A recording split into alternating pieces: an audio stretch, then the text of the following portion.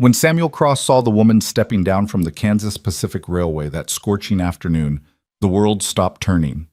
18 years had carved lines into both their faces, but he'd know those eyes anywhere, the same green that had reflected summer stars the night they first kissed by a Tennessee creek. His heart surged with impossible hope until she spoke three words that shattered everything. "I'm getting married." Elena Hale hadn't come back to him. She'd come west to marry a stranger, and Samuel was about to watch the only woman he'd ever loved walk into another man's life. If you want to see how fate tears two hearts apart and forces them back together across 18 years and 1,000 miles of heartbreak, stay with me until the end. And please, hit that like button and comment what city you're watching from, so I can see how far Samuel and Elena's story travels. The heat rose in waves from the Kansas dirt, turning the afternoon into something shimmering and unreal. Samuel Cross stood in the meager shade of the depot's overhang, his hat pulled low, watching the train exhale steam like a dying beast. He hadn't planned to be here. He'd come to Abilene for fence wire and salt, nothing more. But something, instinct, fate, the devil's own timing, had pulled him toward the station just as the 247 from St. Louis came rattling into town. Passengers emerged in clusters, a banker in a pressed suit, two farm families with children clinging to their skirts, an old man who needed help with the steps. Samuel barely saw them. His attention had snagged on something else entirely. A woman in a gray traveling dress stood on the platform, one gloved hand gripping a worn carpet bag, the other shielding her eyes from the sun. She was thinner than he remembered, her shoulders carrying a weight that hadn't been there before. But the curve of her jaw, the way she tilted her head to survey the strange town, these were burned into his memory like a brand. His breath caught. The fence wire fell from his hand, clattering against the dirt. It couldn't be. She turned and the world collapsed to a pinpoint. Green eyes. The same green that had haunted him through 2 wars, 4 states, and 18 years of trying to forget. The same green that had looked up at him by a Tennessee creek when they were barely more than children, when he'd kissed her for the first time and promised her everything young fools promise when they believe the world is kind. Elena. He didn't mean to say it aloud. The name scraped out of him like something pulled from a wound. She went rigid. For 3 heartbeats, she didn't move. Then slowly, she turned fully toward him, and he watched recognition flood her face. Shock. Then something that might have been joy, then something else entirely. Something that looked like grief. "Samuel?" Her voice carried across the platform, softer than the wind but cutting through every other sound. "Samuel Cross?" His legs moved without permission. He crossed the dusty space between them, and suddenly they were standing 3 feet apart, close enough to touch, separated by every year and mile that had carved them into different people. She was 34 now. He could see it in the fine lines around her eyes, the threads of silver and the dark hair pinned beneath her bonnet. But she was still Elena, still the girl who'd laughed at his terrible jokes and cried when he'd left for the war and written him letters that stopped coming after Shiloh. "I thought—" He couldn't finish. Thought what? That she was dead, married, lost to him forever? All of those things had seemed true for so long that seeing her here, solid and real, felt like touching a ghost. "I thought I'd never see you again." Her eyes glistened. "After the letter stopped, I thought, you stopped writing." The words came out harder than he meant. After Shiloh, there was nothing. Pain flickered across her face. "I wrote. Samuel, I wrote for 2 years. Every week, sometimes more. I sent them to every regiment, every hospital, every place they said you might be." The ground seemed to shift beneath him. "I never got them. I know that now." She looked away toward the depot where other passengers were greeting family, embracing, beginning their new lives. "My father told me you were dead, that he'd gotten word from the War Department. I was 17, Samuel. I believed him." The rage came sudden and clean. Her father, Charles Hale, who'd never thought a poor cowboy's son was good enough for his daughter, who'd smiled and shook Samuel's hand while planning to tear them apart the moment war gave him an excuse. "But you're here." He forced the anger down, tried to focus on what mattered. "You're alive. You came west." Something shuddered in her expression. "Yes." "Why?" Hope surged in his chest, desperate and foolish. "Elena, Why did you come to Kansas? She met his eyes, and he saw the answer before she spoke it.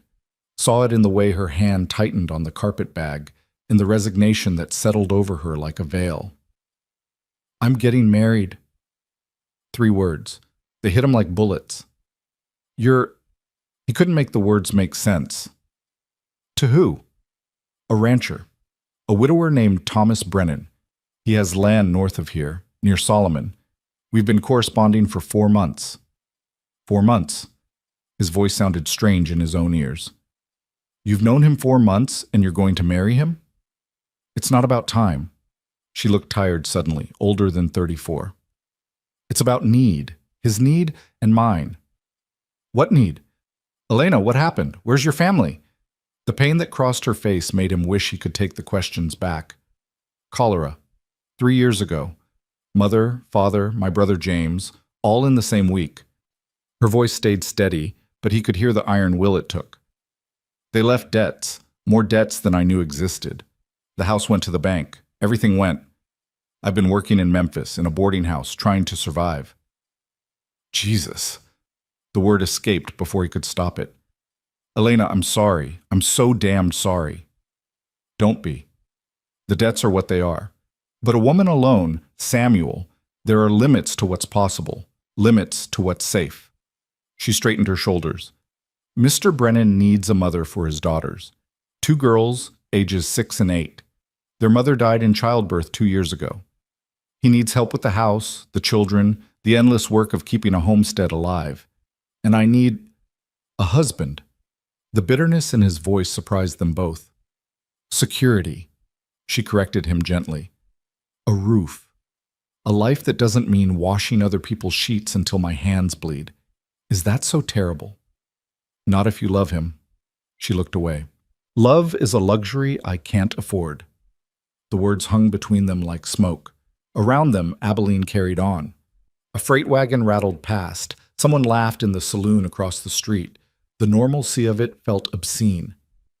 You don't even know him. Samuel heard the desperation creeping into his voice and couldn't stop it. You've never met him. What if he's cruel? What if he drinks? What if he works me to death? She met his eyes again, and the green was hard now, flint sharp. These are the gambles women make, Samuel. This is what we have. And Mr. Brennan's letters have been kind. His references speak well of him. That's more than many women get. That's not enough. It's what there is.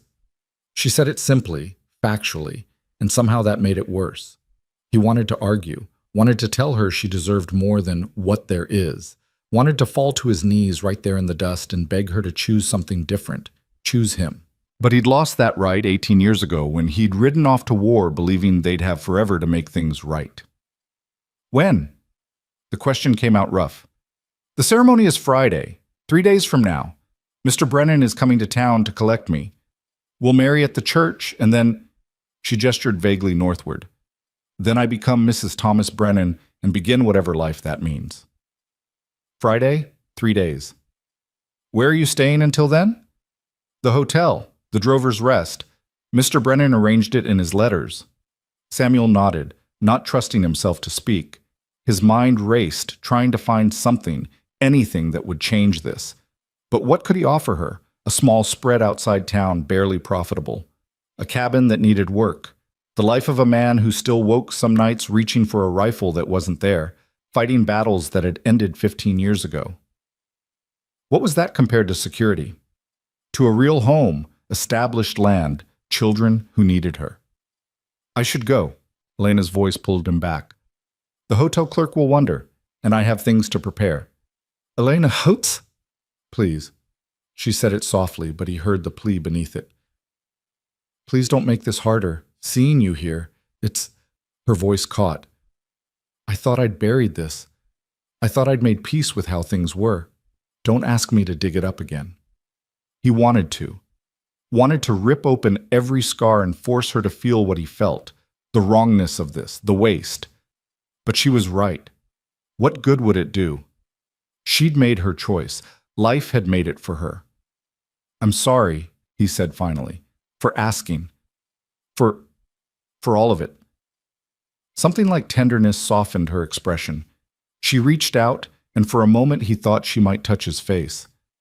But her hand stopped short, hovering in the space between them before falling back to her side. "I'm glad you survived the war," she said.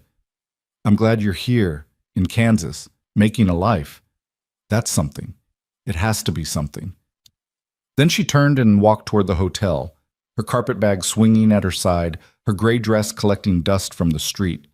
He watched her go, watched her climb the hotel steps and disappear into the shadowed doorway, and felt something inside him tear clean through. For 18 years, he'd carried her memory like a stone in his chest. Some days it was smooth, worn down by time and acceptance. Other days it was sharp, cutting into him when he least expected it. But always, it had been a memory. Something past. Something finished. Seeing her again had changed that. She wasn't memory anymore.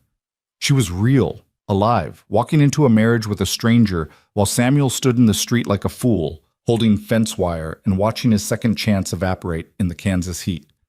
He didn't remember the ride back to his place.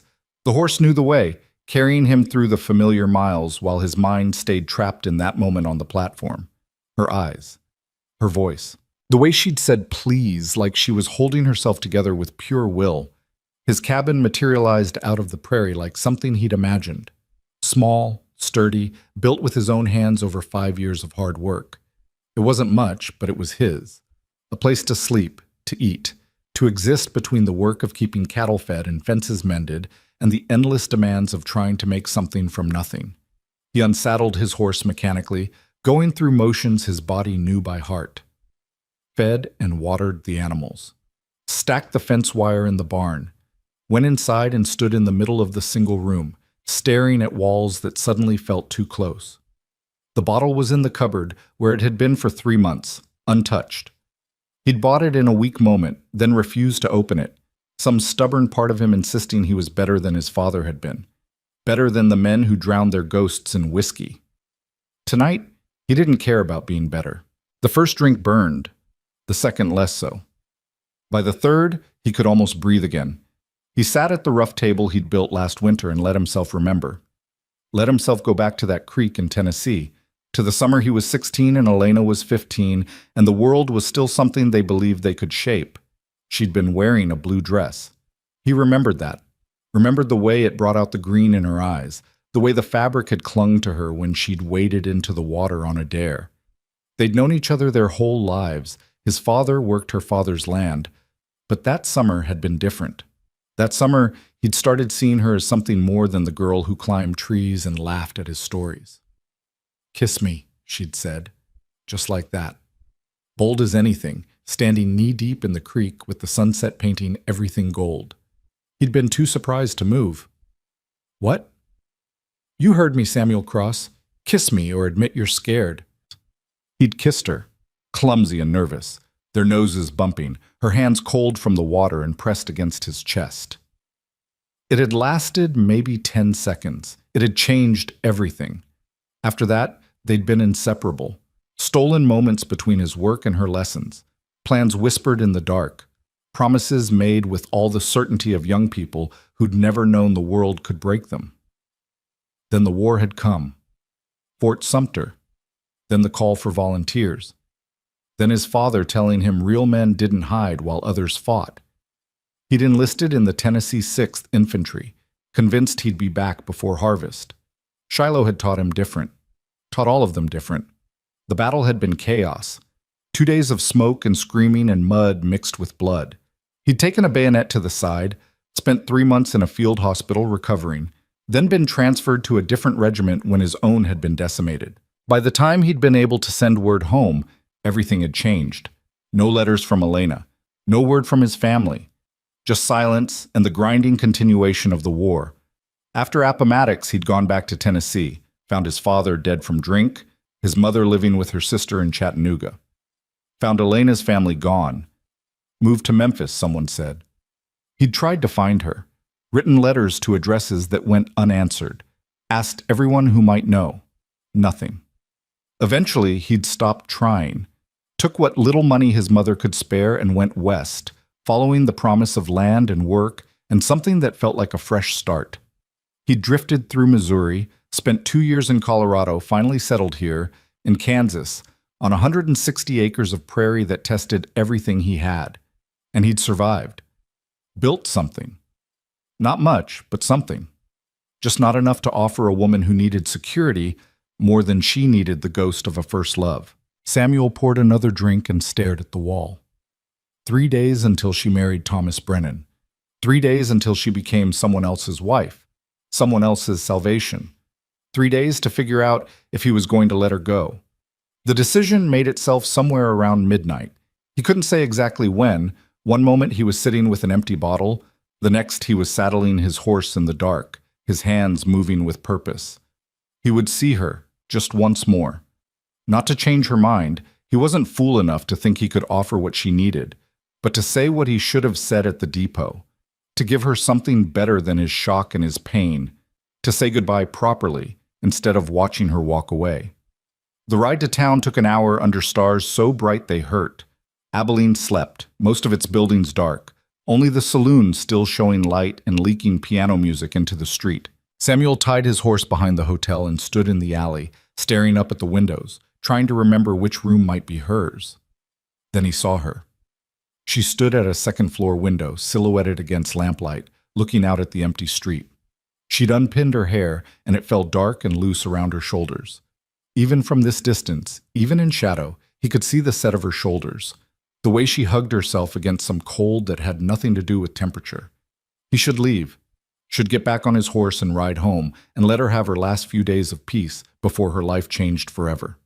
Instead, he picked up a pebble and threw it at her window. The first one missed. The second pinged against the glass. She startled, leaning forward, peering down into the darkness. He stepped into the moonlight where she could see him. Her hand went to her mouth. For a long moment, she just stared. Then she disappeared from the window. Samuel's heart hammered. Maybe she was getting the clerk? Maybe she was afraid. Maybe... The back door opened. She stood in the doorway in a nightgown and wrapper, her hair still loose, her feet bare. "Are you insane?" She whispered it fiercely. "It's after midnight. If anyone sees, I needed to talk to you." "We talked. At the depot, I didn't say what I needed to say." He took a step closer. "Please, Elena, just give me 5 minutes, then I'll go. I'll leave you alone. I promise." She hesitated, her hand on the doorframe, every line of her body tense with indecision. Then she sighed and stepped back. 5 minutes. In the alley, where we won't be seen. She closed the door. A moment later, she emerged again wearing a shawl over her nightclothes, her hair hastily pinned. She moved past him into the deeper shadows of the alley, and he followed. They stood beside a water trough, the moon painting everything silver and strange. "Talk," she said. "Say what you came to say." He'd planned this on the ride in, had the words arranged in his mind like a speech. But standing here, looking at her face in the moonlight, everything he'd prepared dissolved. "I'm sorry," he said finally, "for today, for how I reacted. You came to this town to start a new life, and I made it about me, about what I lost. That wasn't fair." Her expression softened slightly. "Samuel, let me finish, please." He took a breath. "You were right about all of it. You need security, and I can't give you that. What I have isn't enough. It's barely enough for me most months. And you deserve better than another gamble. You've had enough of those." "Then why are you here?" Her voice was gentle but bewildered. "If you agree, why? Because I needed you to know that I understand." The words came faster now, like something breaking open. "I needed you to know that even though I can't give you what you need, what we had, what we were, that mattered. That it wasn't nothing. That 18 years in a war and all the distance in the world didn't erase it." Tears gleamed in her eyes. "Of course it mattered. How could you think—" "And I needed to tell you that I hope he's kind." His throat tightened. "This man you're marrying. I hope he's kind and decent and smart enough to know what he's getting. I hope he gives you a good life, Elena. I hope you find something that looks like happiness, even if it's not what we planned when we were kids who didn't know any better." A tear spilled down her cheek. She didn't wipe it away. "I'm scared," she whispered. "I'm so scared, Samuel. I've been pretending I'm not, but I am. I'm going to marry a stranger and live in a place I've never seen and raise children who don't know me, and I don't know if I'm strong enough." "You're the strongest person I've ever known," he said it with absolute certainty. "You survived losing everyone. You survived alone. You'll survive this too." "Will I?" She looked up at him, and the vulnerability in her face nearly broke him. "What if I'm making a terrible mistake? What if—" "Then you'll survive that too." He wanted to touch her, wanted to pull her into his arms and promise her everything would be fine. But that would be a lie, and she deserved better than lies. "You'll survive because that's what you do. That's who you are." She nodded, but the tears kept falling. "I wish things had been different. I wish my father hadn't lied. I wish the letters had found you. I wish—" "I know." He did reach for her then, couldn't help himself. Took her hand in his, felt the cold of her fingers, the way they trembled slightly. "I wish all of it too. But wishes don't change what is." They stood there, hands linked, and let themselves mourn what could have been. Let themselves feel the full weight of it, the lost years, the stolen future, the love that had never gotten its chance. Finally, Elena pulled her hand away. "You should go. Before someone sees, before we make this even harder." He nodded. "Will you do something for me?" "What?" "Be happy. Or if you can't be happy, be at peace. Promise me you'll try." She smiled through her tears. "I'll try, if you promise the same." "Deal." He turned to go, made it 3 steps before her voice stopped him. "Samuel?" He looked back. "Thank you. For tonight. For understanding. For everything. Goodbye, Elena. Goodbye." He rode home through the dark, and if he cried, there was no one to see it. The next day he stayed on his land, worked himself into exhaustion, mending fence line, moving cattle, chopping enough wood to last through next winter. Anything to keep his hands busy and his mind blank. Thursday, he rode into town for supplies. Told himself it was normal ranch business. Didn't admit even to himself that he was hoping for another glimpse of her. He saw her leaving the general store, carrying a package. She wore a different dress, pale green this time, and she was smiling at something the shopkeeper's wife had said. The smile looked almost genuine. Their eyes met across the street. She nodded, a small acknowledgement, then turned away. It was the right thing, the necessary thing. It still felt like dying. Friday dawned clear and hot. Samuel fed his animals, ate nothing, and sat on his porch watching the sun climb. Somewhere in town, Elena was putting on a wedding dress. Thomas Brennan was arriving to claim his bride. A preacher was preparing words that would bind them together. And Samuel was here, on his porch, letting it happen. By noon, it was done. She was married.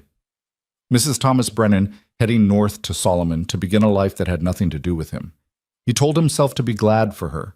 Told himself he'd done the right thing, the honorable thing, by letting her go. He was still sitting there when the sun set, trying to believe it. 3 days passed, then 4. He worked, ate, slept, worked again. Fell into the rhythm that had sustained him for 5 years. Told himself the hollow feeling in his chest would fade.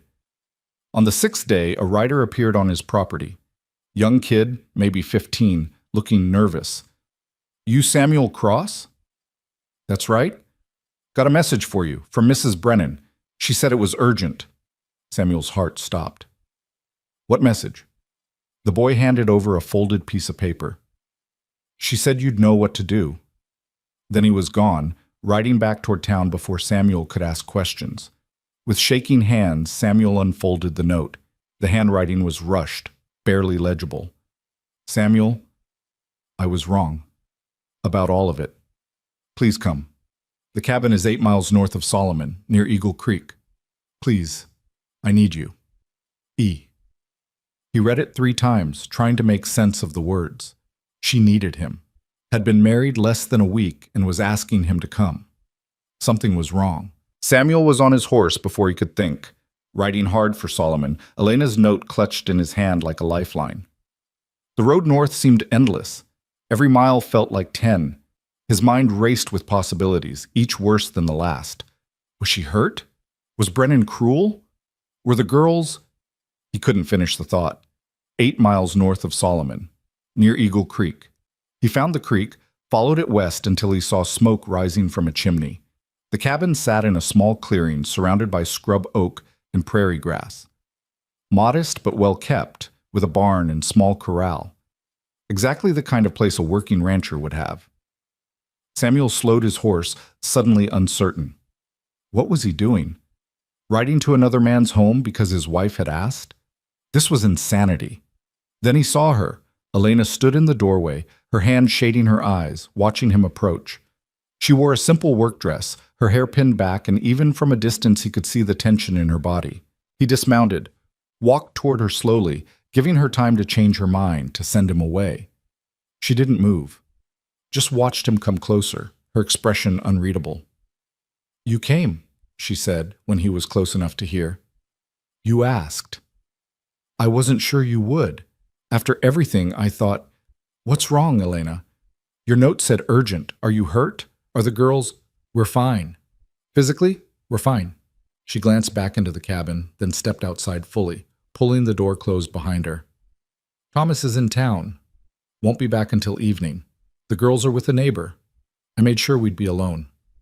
"I don't understand." She looked at him, really looked at him, and he saw what he'd missed at the depot. Saw the fear beneath the composure, the desperation beneath the strength. "I made a mistake," she said. "Marrying him, coming here, all of it. I thought I could do this, thought I could build a life on practicality and need, but Samuel, I can't. I can't breathe here. I can't—" She broke off, tears spilling over. "Tell me," he said. "Tell me what happened." And there, in the shadow of another man's home, she finally did. Elena's voice shook as the words began to spill out, each one carrying weight she'd been holding alone for 6 days.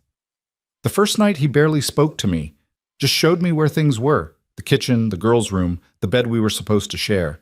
She wrapped her arms around herself. "He was polite, formal, like I was a housekeeper he'd hired, not a wife he'd married hours before." Samuel felt his jaw tighten, but said nothing, letting her continue. "The girls were terrified. Sarah and Emma, they hid behind the furniture when I tried to talk to them, and when I asked Thomas how to reach them, he just said they'd adjust. The children always do." Her eyes met his. "But Samuel, they're not adjusting. They're shrinking. Sarah hasn't spoken a word since I arrived. Emma cries in her sleep. And Thomas, he doesn't notice, or he notices and doesn't care." "What do you mean?" "He's not cruel, not exactly. He doesn't hit them or yell, but he's absent even when he's present. He works from dawn until dark. Comes in for meals I cook, speaks maybe 20 words total, then falls asleep in his chair. The girls might as well be ghosts for all the attention he gives them." She paced now, the words coming faster, like a dam finally breaking. "And the work, Samuel, I knew it would be hard. I expected hard. But there's no help, no one. Just me doing the cooking, the cleaning, the washing, the mending, trying to garden, trying to care for 2 traumatized children, all while Thomas acts like this is normal, like this is what I signed up for." "Did you tell him it's too much?" "I tried. The 3rd night I said I needed help with the girls, that maybe he could spend time with them, read to them, something. He looked at me like I'd suggested something obscene, said that was women's work. That's why he'd sent for a wife." Rage built in Samuel's chest, hot and sharp. "He treats you like a servant." "No." Elena's voice went quiet. "He treats me like a function, like I'm the cooking function and the cleaning function and the child-rearing function all wrapped into one body. I don't think he sees me as a person at all." The words hung in the air between them, terrible in their honesty. "There's more." She looked down at her hands. "Last night, he came to the bedroom. First time since the wedding night, when he'd been too tired to do more than fall asleep. He was drunk. Not falling down drunk, but enough that I could smell it. And he said it was time I fulfilled my other duty." Samuel's hands clenched into fists. "Did he hurt you?" "No, I told him I wasn't ready, that I needed time, and he just laughed. Said time didn't change what I owed him, that he'd paid for my train ticket, married me, given me a home, and payment was due." Her voice broke. "I locked myself in the girls' room, stayed there all night while he pounded on the door, saying I was being foolish, that I belonged to him now, whether I liked it or not." Jesus Christ. Samuel couldn't keep the fury from his voice. Elena, this morning he acted like nothing happened, made me cook his breakfast, told me he'd be in town today, and expected a proper supper when he returned. Then he left, and I knew I couldn't stay. Not another day, not another hour, so I sent for you. She looked up at him, tears streaming down her face, and he saw the girl from Tennessee again. The one who'd been brave enough to ask for a kiss, bold enough to plan a future. Life had tried to beat that out of her, but it was still there, buried under layers of survival and compromise. I don't know what I'm asking, she said. I don't have a right to ask anything. You have your life, your land, and I'm married to another man. But Samuel, I can't do this alone. I can't. He closed the distance between them and pulled her into his arms. She collapsed against him, sobbing now, her whole body shaking with the force of it. He held her and felt his own rage crystallize into something clear and certain. You're not alone, he said into her hair. Not anymore. She pulled back enough to look at him, her eyes red and searching. What are you saying? I'm saying you're not staying here. You and those girls are leaving. Samuel, I'm married, legally married. If I leave, then you leave. We'll figure out the rest later. He cupped her face in his hands, made her look at him. Elena, listen to me. This man doesn't own you. A piece of paper doesn't give him the right to treat you like property. If you want out, we'll get you out. Where would I go? I have no money, no family, nowhere. You'll come to my place, all three of you. It's not much, but it's safe, and it's far enough from here that he won't find you easily. Hope and fear warred in her expression. He'll come looking. He'll say I abandoned my vows, broke the law. They could force me back. Let him try. Samuel's voice went hard. I didn't survive 4 years of war to stand by while some bastard breaks a woman. He stopped himself. While someone hurts you, any of you. You do that? Risk everything for me? For children who aren't even yours? He thought about lying, about making it seem noble or selfless. But she deserved the truth. I spent 18 years trying to forget you, he said. Told myself you were gone, married, happy, somewhere I couldn't reach. Built a whole life around accepting I'd lost you. Then you stepped off that train, and every bit of that carefully constructed piece just crumbled. I can't lose you again, Elena. Not to this. Not when I can do something about it. Fresh tears spilled down her cheeks, but she was smiling now, tremulous and uncertain, but real. You always were stubborn. So were you. Still are, I'm guessing. I want to say yes. Want to just pack up and run.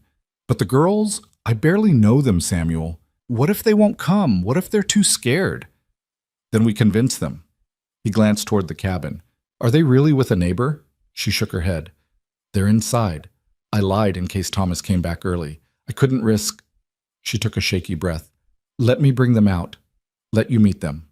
She went to the door and opened it carefully, speaking soft words into the dim interior. After a moment, 2 small figures emerged, clinging to each other like sailors in a storm. Sarah, the older one, had her mother's dark hair and her father's sharp chin.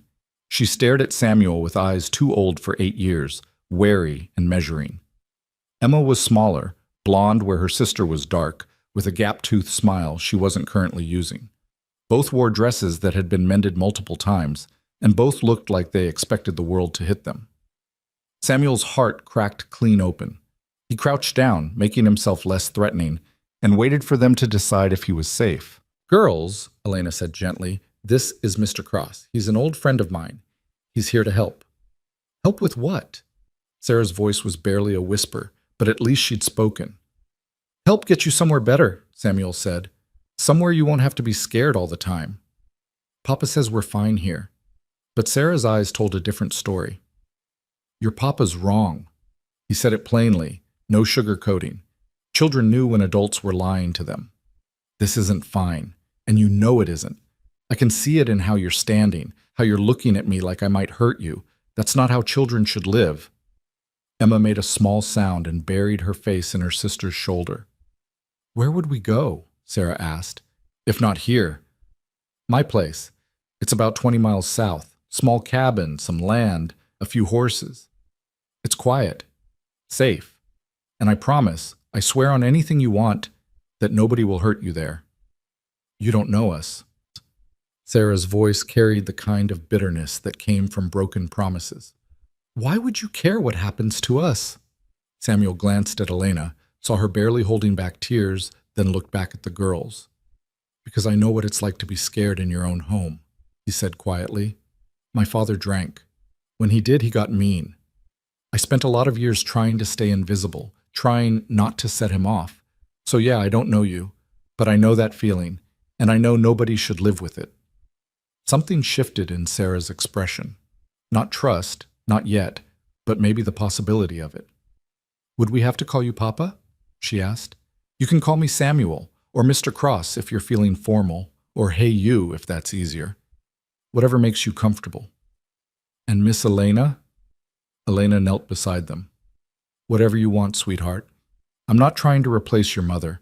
I'm just trying to help you find somewhere you can breathe again. Emma finally lifted her head. Can we bring Rabbit? Who's Rabbit? Samuel asked. Sarah held up a battered cloth doll, one ear missing, the stuffing coming out in places. Emma's.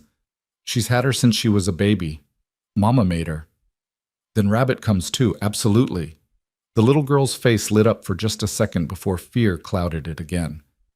Papa says Rabbit's dirty, says I should throw her away. Well, Papa's not in charge of Rabbit anymore, Samuel said. You are. And if you say Rabbit comes, Rabbit comes. Emma looked at her sister, a silent question passing between them. Sarah studied Samuel for a long moment, then gave the smallest nod. Okay, she whispered. We'll go. Elena sagged with relief, but Samuel's mind was already racing ahead. Thomas would be back by evening. That gave them maybe 4 hours to pack what they could carry and put distance between here and Solomon. 4 hours to disappear before all hell broke loose. What can we take? Elena asked, reading his thoughts. What matters? Clothes? Anything of value you can sell later. Anything that belonged to their mother. He looked at the girls. Do you have things you want to bring? Things that are important? Sarah nodded toward the cabin. There's a box, under the bed. Mama's things. Papa never looks at it. Then that comes. Anything else? There's money, Elena said quietly. In a jar in the kitchen? Not much, maybe $20. Thomas keeps it for household expenses. Take it. You earned every penny cooking his meals and cleaning his house. It's yours. He stood up. I'll get my horse ready. You pack, fast as you can. We need to be gone before... The sound of hoofbeats cut him off. They all froze. Elena's face went white. That's him. That's Thomas. He's early. Samuel's hand went instinctively to his hip, but he hadn't worn a gun in years. Didn't matter. He put himself between Elena and the approaching rider, the girls tucked behind them both. Thomas Brennan came into view around the barn, riding a big bay gelding. He was a large man, thick through the shoulders and chest, with a weathered face and eyes that went cold when he saw Samuel standing in his yard. What's this? He dismounted heavily, his gaze moving from Samuel to Elena to the girls. Elena? Who is this man? An old friend. Her voice was steadier than Samuel expected. He came to visit. Visit. Thomas said it like the word tasted bad. You've been married to me 6 days, and you're already entertaining men in my home? It's not like that. Then what's it like? He took a step closer, and Samuel saw Elena flinch, saw the girls shrink back. Because from where I'm standing, it looks like my wife is cavorting with some cowboy while I'm supposed to be in town. Watch your tone, Samuel said quietly. Thomas's attention snapped to him. Excuse me? I said watch your tone. The lady deserves respect. The lady is my wife. What she deserves is what I say she deserves. He turned back to Elena. Get inside, take the girls, I'll deal with your friend. She's not going anywhere. Samuel kept his voice level, but something in it made Thomas pause. None of them are. Understanding dawned slowly on Thomas's face, followed by ugly rage. You're trying to steal my wife. I'm helping her leave a situation that's not safe. Not safe? Thomas laughed, harsh and bitter. I gave her a home, married her legal, feed her, clothe her. That's more than some orphaned nobody from Memphis had any right to expect. You gave her a prison, Samuel said. Work without rest, demands without kindness, and last night you tried to force yourself on her when she said no. Thomas's face went purple. That's a lie. That's a goddamn lie. A wife doesn't get to say no. That's not how marriage works. Then you have a broken understanding of marriage. You sanctimonious son of a bitch. Thomas took another step forward. You think you can just ride onto my property and take what's mine? I'll have the law on you. I'll have you arrested for theft, for adultery, for what? Helping a woman who asked for help? Samuel held his ground. Go ahead, bring the law. Let's see what they say when they hear how you treat your family. I treat them fine. Better than fine. Those girls have a roof over their heads, don't they? Food in their bellies? That's more than their useless mother gave them before she died trying to birth another brat. Sarah made a small, wounded sound. Samuel felt something cold and dangerous settle in his chest. You just showed your true self, he said quietly, talking about their mother like that in front of them. You're not a husband or a father. You're just a mean, bitter man who wanted servants, not a family. Thomas's hand dropped to the knife on his belt. Get off my land. Not without them. Then I'll make you leave. You can try. They stood there, two men measuring each other, violence hanging in the air like summer lightning. Samuel knew he was at a disadvantage, unarmed, on another man's property, legally in the wrong. But he also knew he wasn't leaving without Elena and those girls, whatever it took. It was Elena who broke the standoff. Thomas. She stepped forward, her voice shaking but determined. I'm leaving. You can accept it or fight it, but either way, I'm going. This marriage was a mistake, for both of us. You don't get to decide that. But something in his voice had shifted, not softer, but uncertain. Yes, I do. I'm a person, not property. I came here in good faith, tried to make it work, but I can't live like this. Won't live like this. She straightened her shoulders. You can keep the dress you bought me, the ring, whatever money you think I owe. But I'm taking the girls, and I'm leaving. Those are my daughters. Those are two traumatized children who need more than you're giving them, who need someone who sees them as people, not obligations. And you think you're that someone? You've known them a week. I've known them long enough to see their suffering, long enough to want better for them. She looked at Sarah and Emma, still clinging to each other. I'm asking you, as their father, to let them come with me, to give them a chance at something better than this. Thomas stared at her, and Samuel saw something flicker in his expression. Not kindness exactly, but maybe a kind of tired recognition. Like he'd known all along this wasn't working, but hadn't wanted to admit it. If I let them go, he said slowly, I want it in writing, that you took them, that I didn't abandon them, so nobody can say I'm the bad one here. Fine. Elena's voice was firm. We'll write it up, sign it, whatever you need.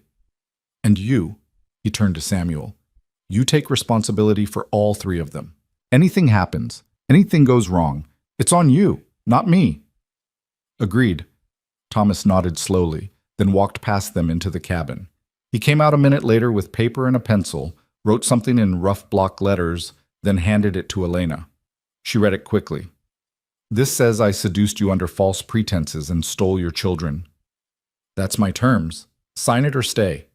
Samuel started to object, but Elena put a hand on his arm. It's fine.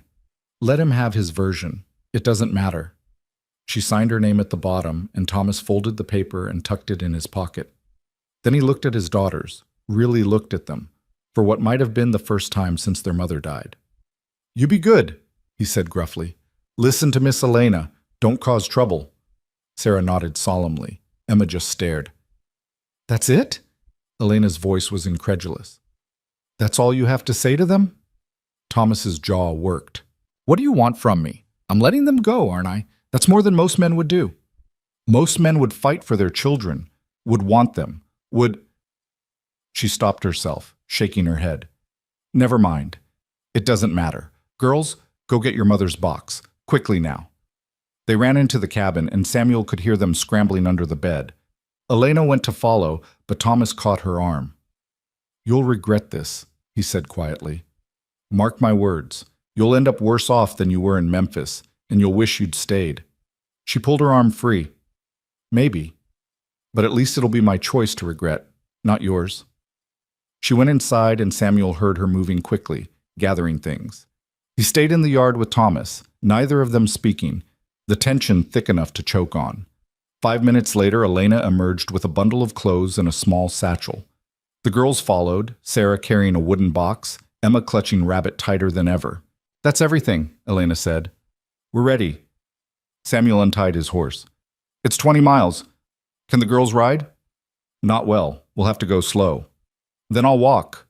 Put Emma up front, Sarah behind her. You can ride behind them or walk with me." "I'll walk." She looked back at the cabin one last time, then turned away deliberately. "Let's go." They started across the yard, Samuel leading the horse with both girls perched nervously on its back. Elena walked beside him, carrying their meager belongings. "You're making a mistake," Thomas called after them. "All of you. That man can't give you what you need." Samuel didn't turn around, just kept walking, but Elena stopped, looked back one last time. "Maybe not," she called back, "but he'll try. That's already more than you ever did." Then they were moving again, away from the cabin, away from Thomas Brennan and his cold house and colder heart. The afternoon sun beat down on them, and the road stretched out long and dusty ahead. Nobody spoke for the first mile. The only sounds were their footsteps, the horses' hooves, and the wind moving through the prairie grass. Samuel kept checking on the girls, making sure they weren't slipping, that they were handling the ride. They clung to the saddle horn and each other, their faces solemn and watchful. It was Sarah who finally broke the silence. "Is he going to come after us?" Samuel considered lying, decided against it. "Maybe. I don't know. But if he does, he'll have to get through me first." "Are you very strong?" Emma asked in her small voice. "Strong enough. Stronger than Papa?" "In the ways that matter, yes." Elena looked at him over the girls' heads, and something passed between them. Understanding, maybe. Or trust. Or just the shared knowledge that they'd crossed a line and there was no going back. They walked in silence for another hour. The sun started its slow descent toward the horizon, painting the prairie in shades of gold and amber. Samuel's cabin was still 15 miles away, too far to reach before dark. "We'll need to stop soon," he said. "Make camp for the night. There's a creek about a mile ahead with some cover. We can rest there, start fresh in the morning." "Is that safe?" Elena asked. "Stopping out in the open?" "Safer than trying to navigate in the dark with two tired children." He glanced at the girls. "How are you two holding up?" "Hungry?" Emma admitted. "Well, let's see what we can do about that." They found the creek where he remembered it, a thin ribbon of water running between low banks with a few cottonwood trees providing shade. Samuel helped the girls down from the horse, then started gathering deadwood for a fire. "I don't have much," he admitted. "Some jerky, a bit of hardtack, not exactly a feast." "It's more than we had an hour ago." Elena was already organizing their bundles, creating a small camp with practiced efficiency. "Girls, let's wash up in the creek, then we'll eat." They followed her obediently, and Samuel watched them splash water on their faces and hands, saw Emma finally smile when a minnow darted past her toes. Small moments, but they mattered. He got the fire going and laid out what food he had. It wasn't much, but they ate it grateful, sharing the jerky and passing around his canteen. As darkness fell, the girls started to droop, exhaustion catching up with them. "Time for sleep," Elena said gently. "Come here, both of you." She arranged their blankets near the fire, tucked them in with practiced care. Sarah settled quickly, but Emma clutched Rabbit and stared up at the stars with wide eyes. "It's scary out here," she whispered. "A little," Elena agreed. "But see those stars? Your mama used to tell me." She paused, glanced at Samuel. "Did she ever tell you about the stars?" Sarah shook her head. "Well, some people believe that when good people die, they become stars, so they can watch over the people they love, even from far away." Elena pointed up. "So maybe your mama's up there right now, watching you, making sure you're safe." "Really?" Emma's voice was hopeful. "I'd like to think so." They lay quiet for a while, and gradually their breathing evened out into sleep. Elena stayed beside them until she was sure they wouldn't wake, then came to sit by the fire near Samuel. "Thank you," she said quietly, "for coming." for not asking questions, for just helping. You don't need to thank me. Yes, I do. You risked everything today. Your safety, your reputation, maybe even jail if Thomas decides to press charges. She looked at him across the flames. Why? Be honest. Why did you really come? He stared into the fire, watching the way it danced and shifted, never the same twice. Because 18 years ago I rode off to war and left you behind. Thought I was being noble, serving my country, doing what needed to be done. He poked at the fire with a stick. When I came back and you were gone, I told myself it was fate, that we weren't meant to be, that some things just don't work out. And I believed it. Built a whole philosophy around accepting loss. Samuel, let me finish. He looked up at her. Then you stepped off that train, and I realized I'd been lying to myself for 18 years. There was no acceptance, no peace, just a wound I'd gotten real good at ignoring. And when you sent that note, when you asked for help, I knew. I knew if I didn't come, if I let you go again, I'd spend the rest of my life wondering, regretting. And I'm tired of regret, Elena. So damn tired. She was crying again, silent tears catching the firelight. I don't know what happens now. I'm still legally married. I have no money. These girls barely know me, and I'm asking you to take on a ready-made family that isn't even yours. One problem at a time. He shifted closer, near enough to take her hand. Tomorrow, we get to my place. Get everyone settled and safe. Then we figure out the rest, together, like we should have done 18 years ago. What if Thomas comes? What if he brings the law? Then we deal with it. But Elena, I need you to understand something. I'm not doing this to get something from you. I'm not expecting... He struggled for words. I'm not Thomas. I'm not keeping score or demanding payment. If all you ever want from me is friendship and a safe place to live, that's enough. That's more than enough. She squeezed his hand. And if I want more than that? His heart stopped. Do you? I don't know yet. I'm still trying to figure out who I am when I'm not terrified or exhausted or doing what everyone expects. But Samuel, when I'm with you, when I look at you, I remember what it felt like to want things, to hope for things, and I haven't felt that in so long. Then that's where we start, with hope, with possibility, with taking it one day at a time until we figure out what this is. She nodded, leaning her head on his shoulder. They sat like that, watching the fire burn down, listening to the girls breathe softly in sleep and let themselves imagine something they'd both given up on years ago. A future worth fighting for. Dawn came cold and gray, the kind of morning that promised rain before noon. Samuel woke to find Elena already up, coaxing the embers back to life, her hair loose around her shoulders and her face drawn with exhaustion. She hadn't slept much, he could tell. Neither had he. The girls stirred as the fire caught, Emma making small, confused sounds before remembering where she was. Her face crumpled, and for a moment Samuel thought she might cry, but Sarah pulled her close and whispered something that made her nod and settle. We should eat and move, Samuel said quietly. Storm's coming, and I'd rather be home before it hits. They made a quick breakfast of the last of the hardtack softened in creek water, then packed up the camp. The girls were stiff and sore from yesterday's ride, moving like old women as they climbed back onto the horse. Samuel made a mental note to take it even slower today, give their bodies time to adjust. The first few miles passed in silence. The prairie stretched out around them, endless and indifferent, the grass bending in waves under a wind that smelled of rain and distance. Samuel kept checking the horizon behind them, half expecting to see Thomas Brennan riding hard with a posse, but there was nothing, just empty land and the occasional hawk circling overhead. It was Sarah who finally spoke, her voice carrying down from the saddle. Mr. Cross? Samuel, he reminded her. What is it? Where did you learn to fight? The question caught him off guard. What makes you think I know how to fight? The way you stood yesterday, when Papa got angry, you weren't scared. He considered how much truth to give her, settled on enough. The war. I was a soldier for 4 years. You learn things when your life depends on it. Did you kill people? Sarah! Elena's voice was sharp with shock, but Samuel shook his head.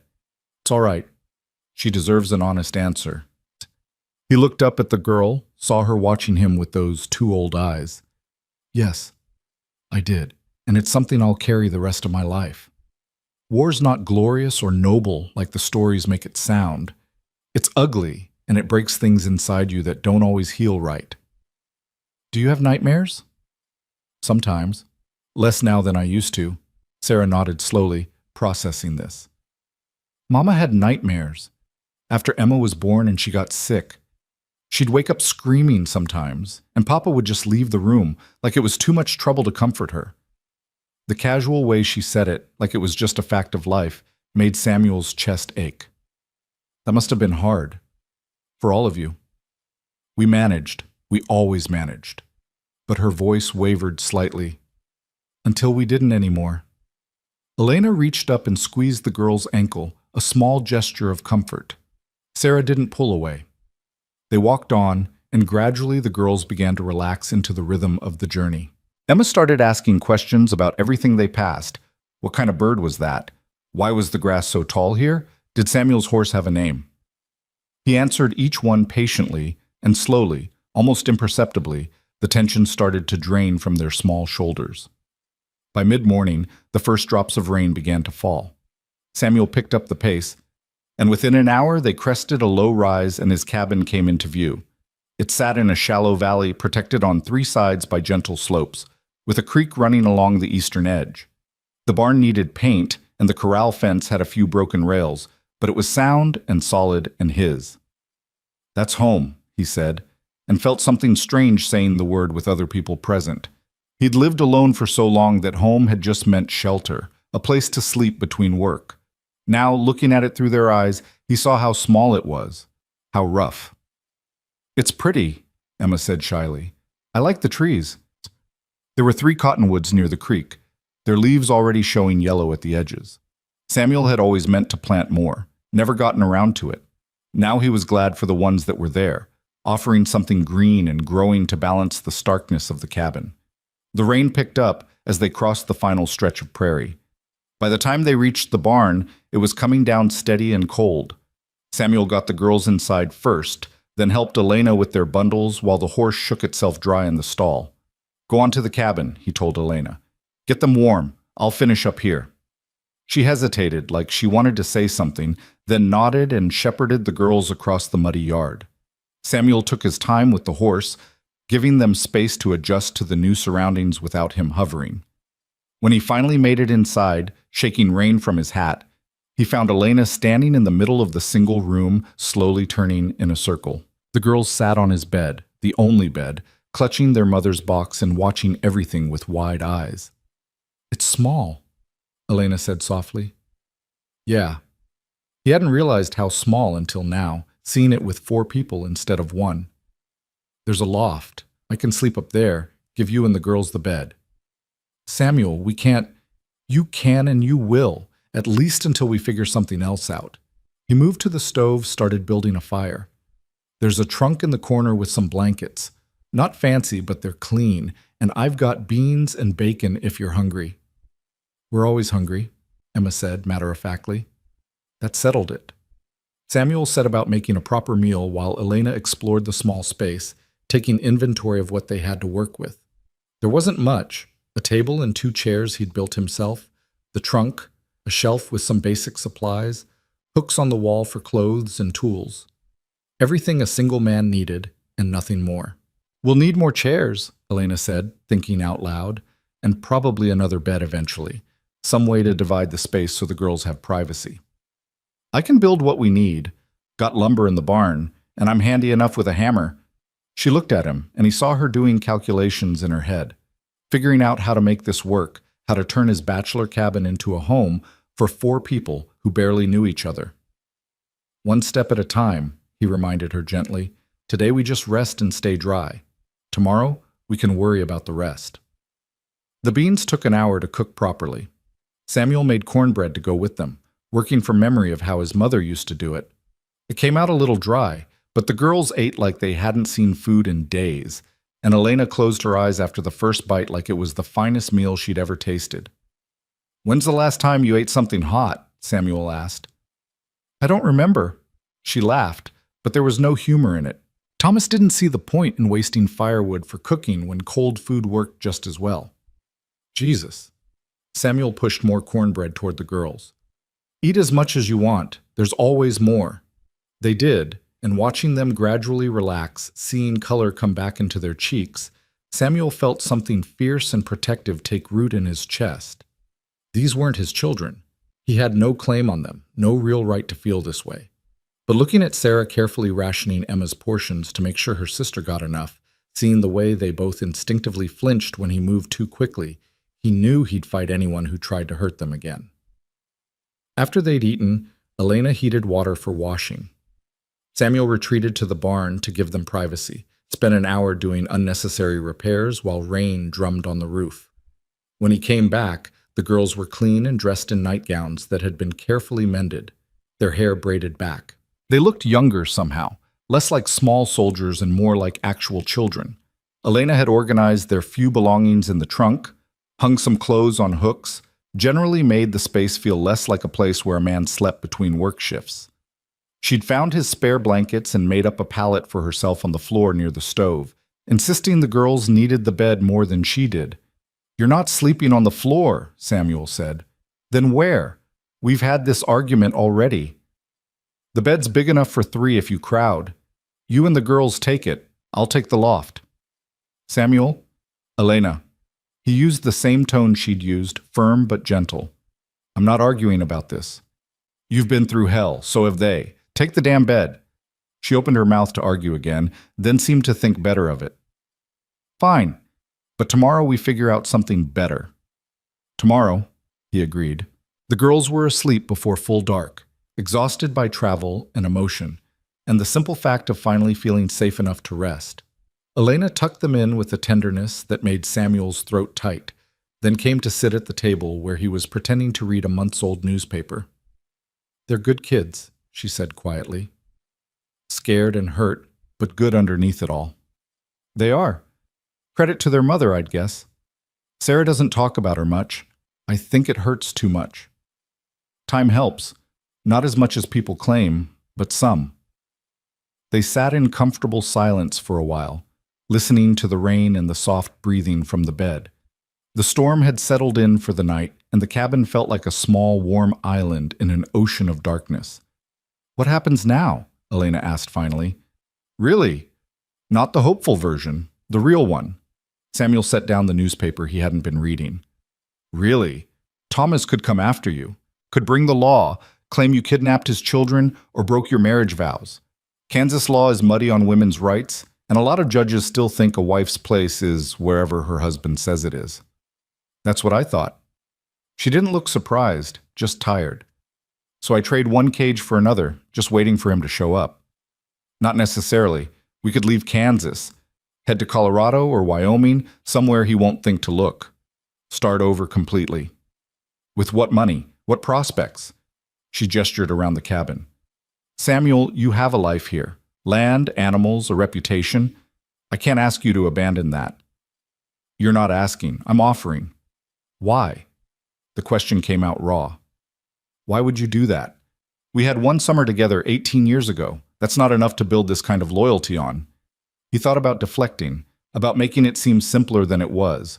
But she'd asked for truth, and truth was what she deserved. "You remember the night by the creek?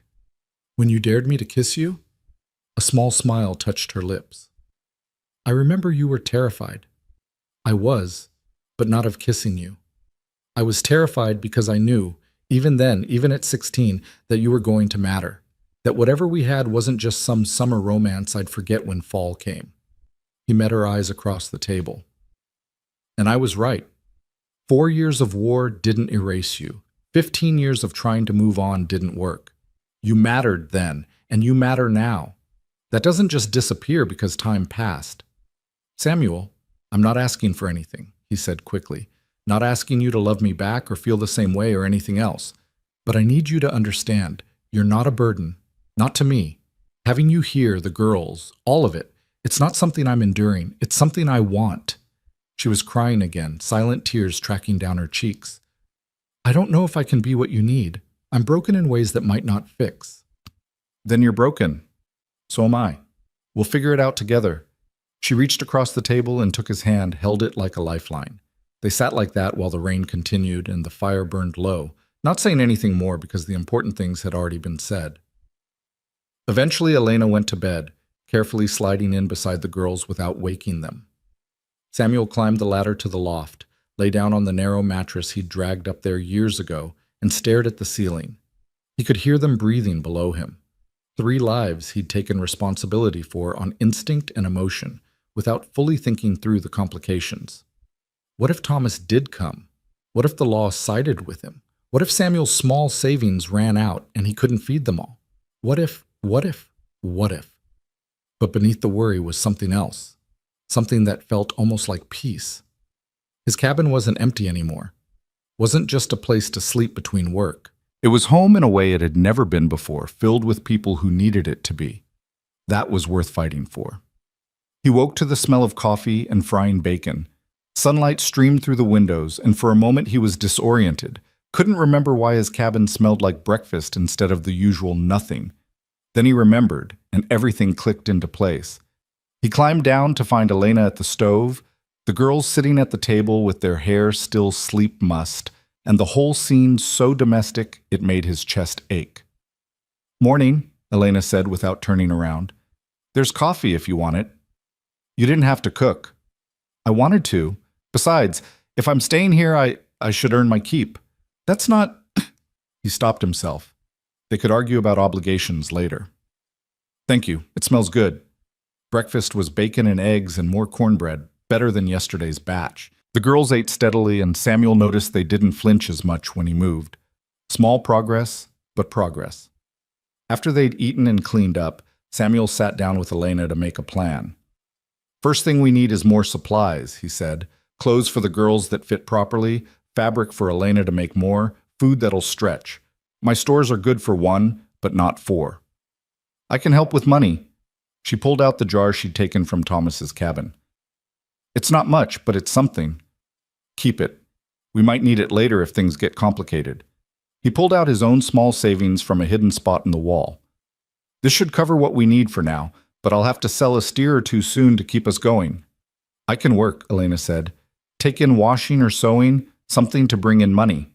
"We'll see. For now, let's just get settled." They spent the morning organizing the cabin into something that could accommodate 4 people. Samuel cleared space in the loft for storage, built a makeshift privacy screen from an old blanket and some rope, moved things around until everyone had at least a small corner they could call their own. The girls watched everything with quiet intensity, occasionally asking questions, but mostly just observing. Samuel got the sense they were waiting for the other shoe to drop, for this new situation to reveal itself as just another version of their old suffering. Around noon, a rider appeared on the horizon. Samuel saw him first, felt his whole body go tense. "Get inside," he told Elena quietly. "Take the girls to the loft." "Is it?" "I don't know. Just go." She didn't argue, just gathered the girls and disappeared into the cabin. Samuel stayed where he was, hand resting casually on the fence post, but every muscle ready to move. The rider came closer, and Samuel felt a mix of relief and new worry. Not Thomas, but not a stranger either. It was Deputy Marshal Henry Watts, a decent man Samuel had worked with during a land dispute 2 years back.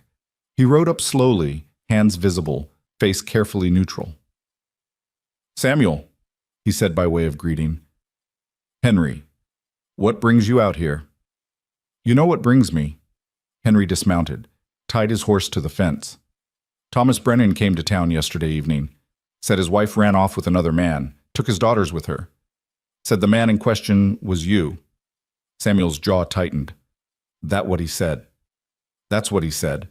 Also said he had it in writing that she seduced you under false pretenses." Henry pulled out a paper, unfolded it. "This look familiar?" It was the document Thomas had made Elena sign. Samuel read it over, felt his blood boil at the phrasing. Made it sound like Elena had planned the whole thing, like she was some kind of scheming temptress instead of a desperate woman escaping a bad situation. "Yeah, I've seen it. She signed it because Thomas wouldn't let her leave otherwise." "That's not what he claims." "Thomas claims a lot of things. Doesn't make them true." Henry sighed, looked toward the cabin where he could probably see curtains moving in the window. "Is she here?" The woman and the girls? She is. Samuel, you know I have to talk to her, get her side of things. And if she doesn't want to talk, then I still have to try. That's my job. Henry's voice was patient but firm. Look, I know you're a good man, fought for the Union, built this place from nothing, never caused trouble. But the law's the law. A woman can't just leave her legal husband, and she definitely can't take his children without it being complicated. Even if that husband was hurting her? Something flickered in Henry's expression. He hit her? Not exactly, but there's more than one way to hurt someone. She was working herself to death, the girls were terrified, and 2 nights before she left, he tried to force himself on her when she said she wasn't ready. Henry winced. She willing to testify to that? I don't know, but I'll ask her. He went to the cabin, found Elena standing rigid with fear, the girls behind her. Deputy Marshal's here. Says he needs to talk to you. I can try to send him away, but... No.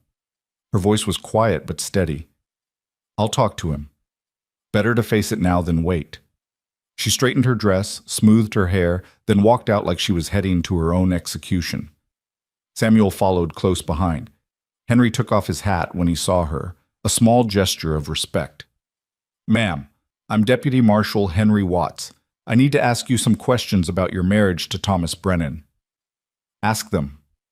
Did you leave him willingly, or were you coerced? I left willingly.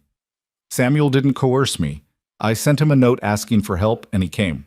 And the children? Mr. Brennan claims you kidnapped them. I took them because they weren't safe there, because their father ignored them, worked me past exhaustion, and made it clear he saw all of us as property, not people. That's a serious accusation, ma'am. It's the truth. Her voice didn't waver. I can give you details if you need them, dates, times, specific incidents, but the basic truth is simple. That cabin wasn't a home. It was a prison, and I did what I had to do to get us out. Henry studied her for a long moment. Mr. Brennan mentioned something about you refusing your marital duties. That true? Elena's face flushed, but she held his gaze. He came to the bedroom drunk and said it was time I paid what I owed him. I told him I wasn't ready, and he said it didn't matter, that I belonged to him now. I locked myself in the girls' room for safety. Is that what you mean by refusing? The deputy's expression hardened. Ma'am, I need to be clear here. Are you saying he attempted to force himself on you? I'm saying he made it very clear he would if I didn't comply. And I'm saying I had every reason to believe he meant it. Henry looked at Samuel, then back at Elena. This puts me in a difficult position. Legally, you're still his wife. Legally, those are still his children. I can't just ignore that. What are you saying? Samuel's voice went cold. You're taking them back? I'm saying I need to investigate properly. Talk to the girls, maybe ride out to Brennan's place and ask some questions.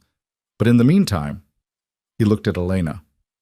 You willing to stay here voluntarily while I sort this out?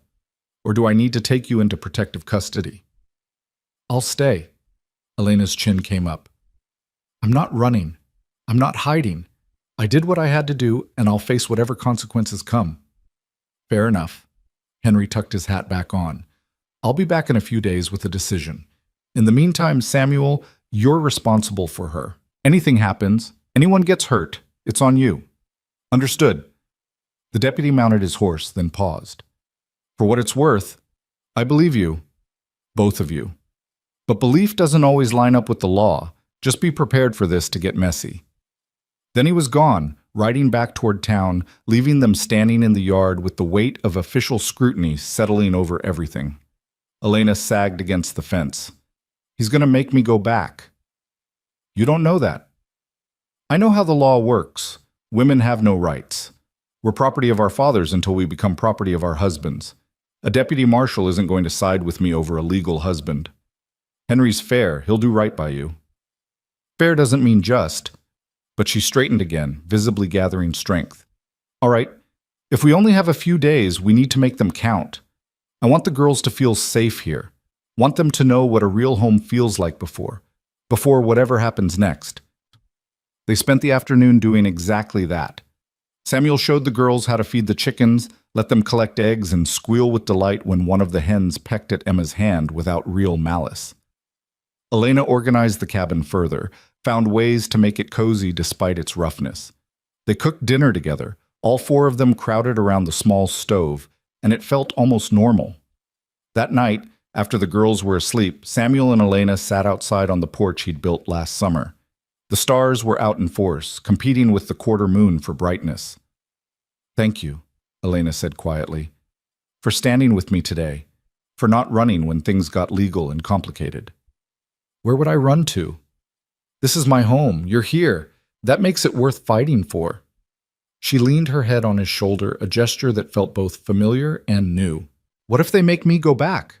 What if I have to choose between my freedom and keeping the girls safe? Then we figure out another way. Maybe we leave Kansas like I said. Maybe we fight it in court.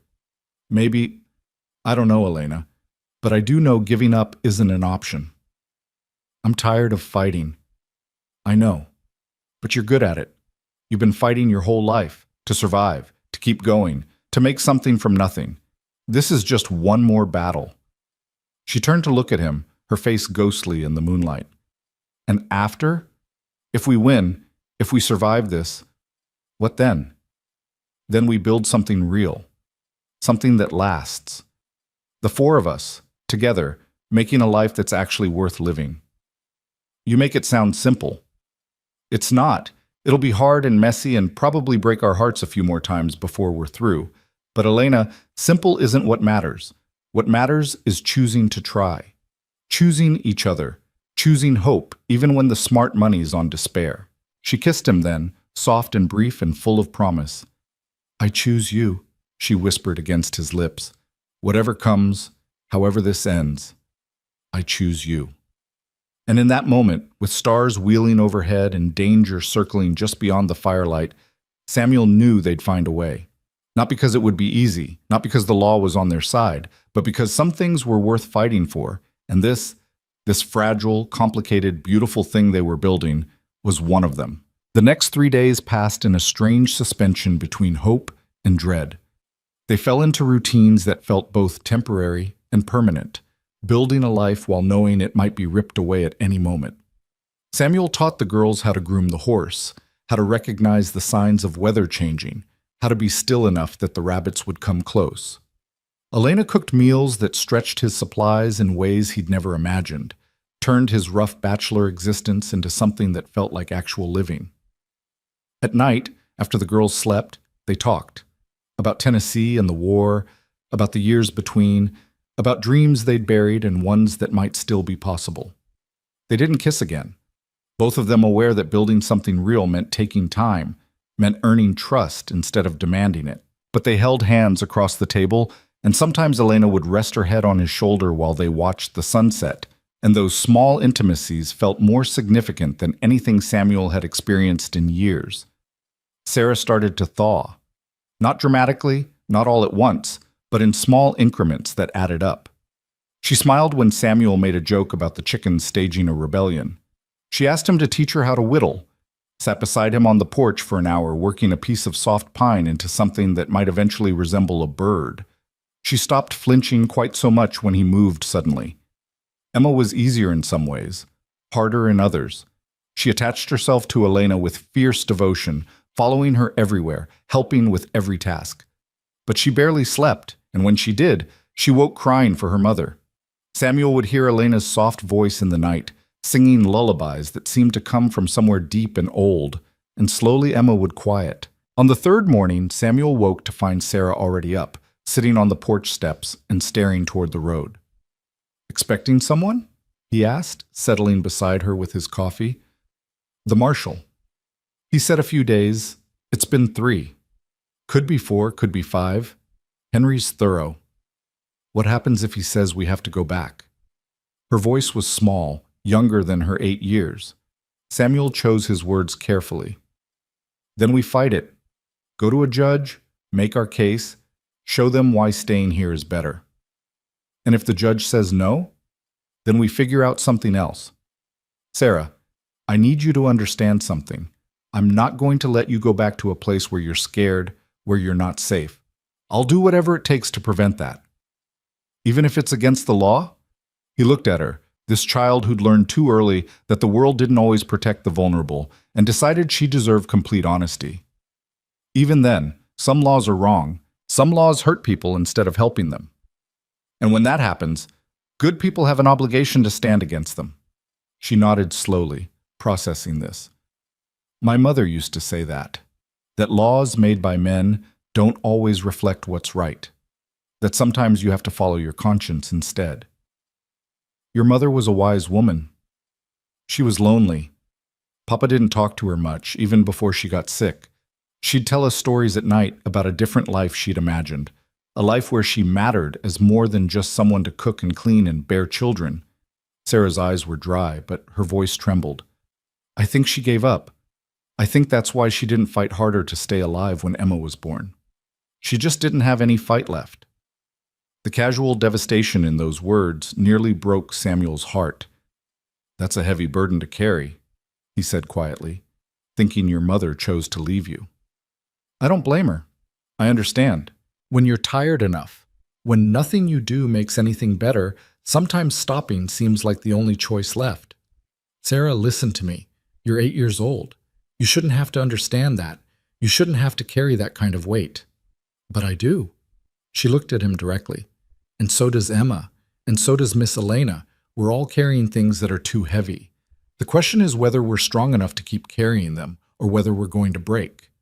He wanted to promise her that they wouldn't break, that everything would be fine, that he'd protect them from all future harm. But she'd see through the lie, and she deserved better than false comfort. Maybe we don't have to carry them alone, he said instead. Maybe that's what family is. People who help shoulder the weight so no one person gets crushed by it. Is that what we are now? Family? I'd like to think so, if you're willing. She considered this for a long moment, then nodded. I think I'd like that too. They sat together as the sun climbed higher, and Samuel felt something settle in his chest. Not peace exactly, but purpose. These girls needed someone to fight for them, and he was damn well going to be that person, whatever it cost. Around noon, dust appeared on the horizon. Not one rider this time, but 3. Samuel felt his stomach drop. Get inside.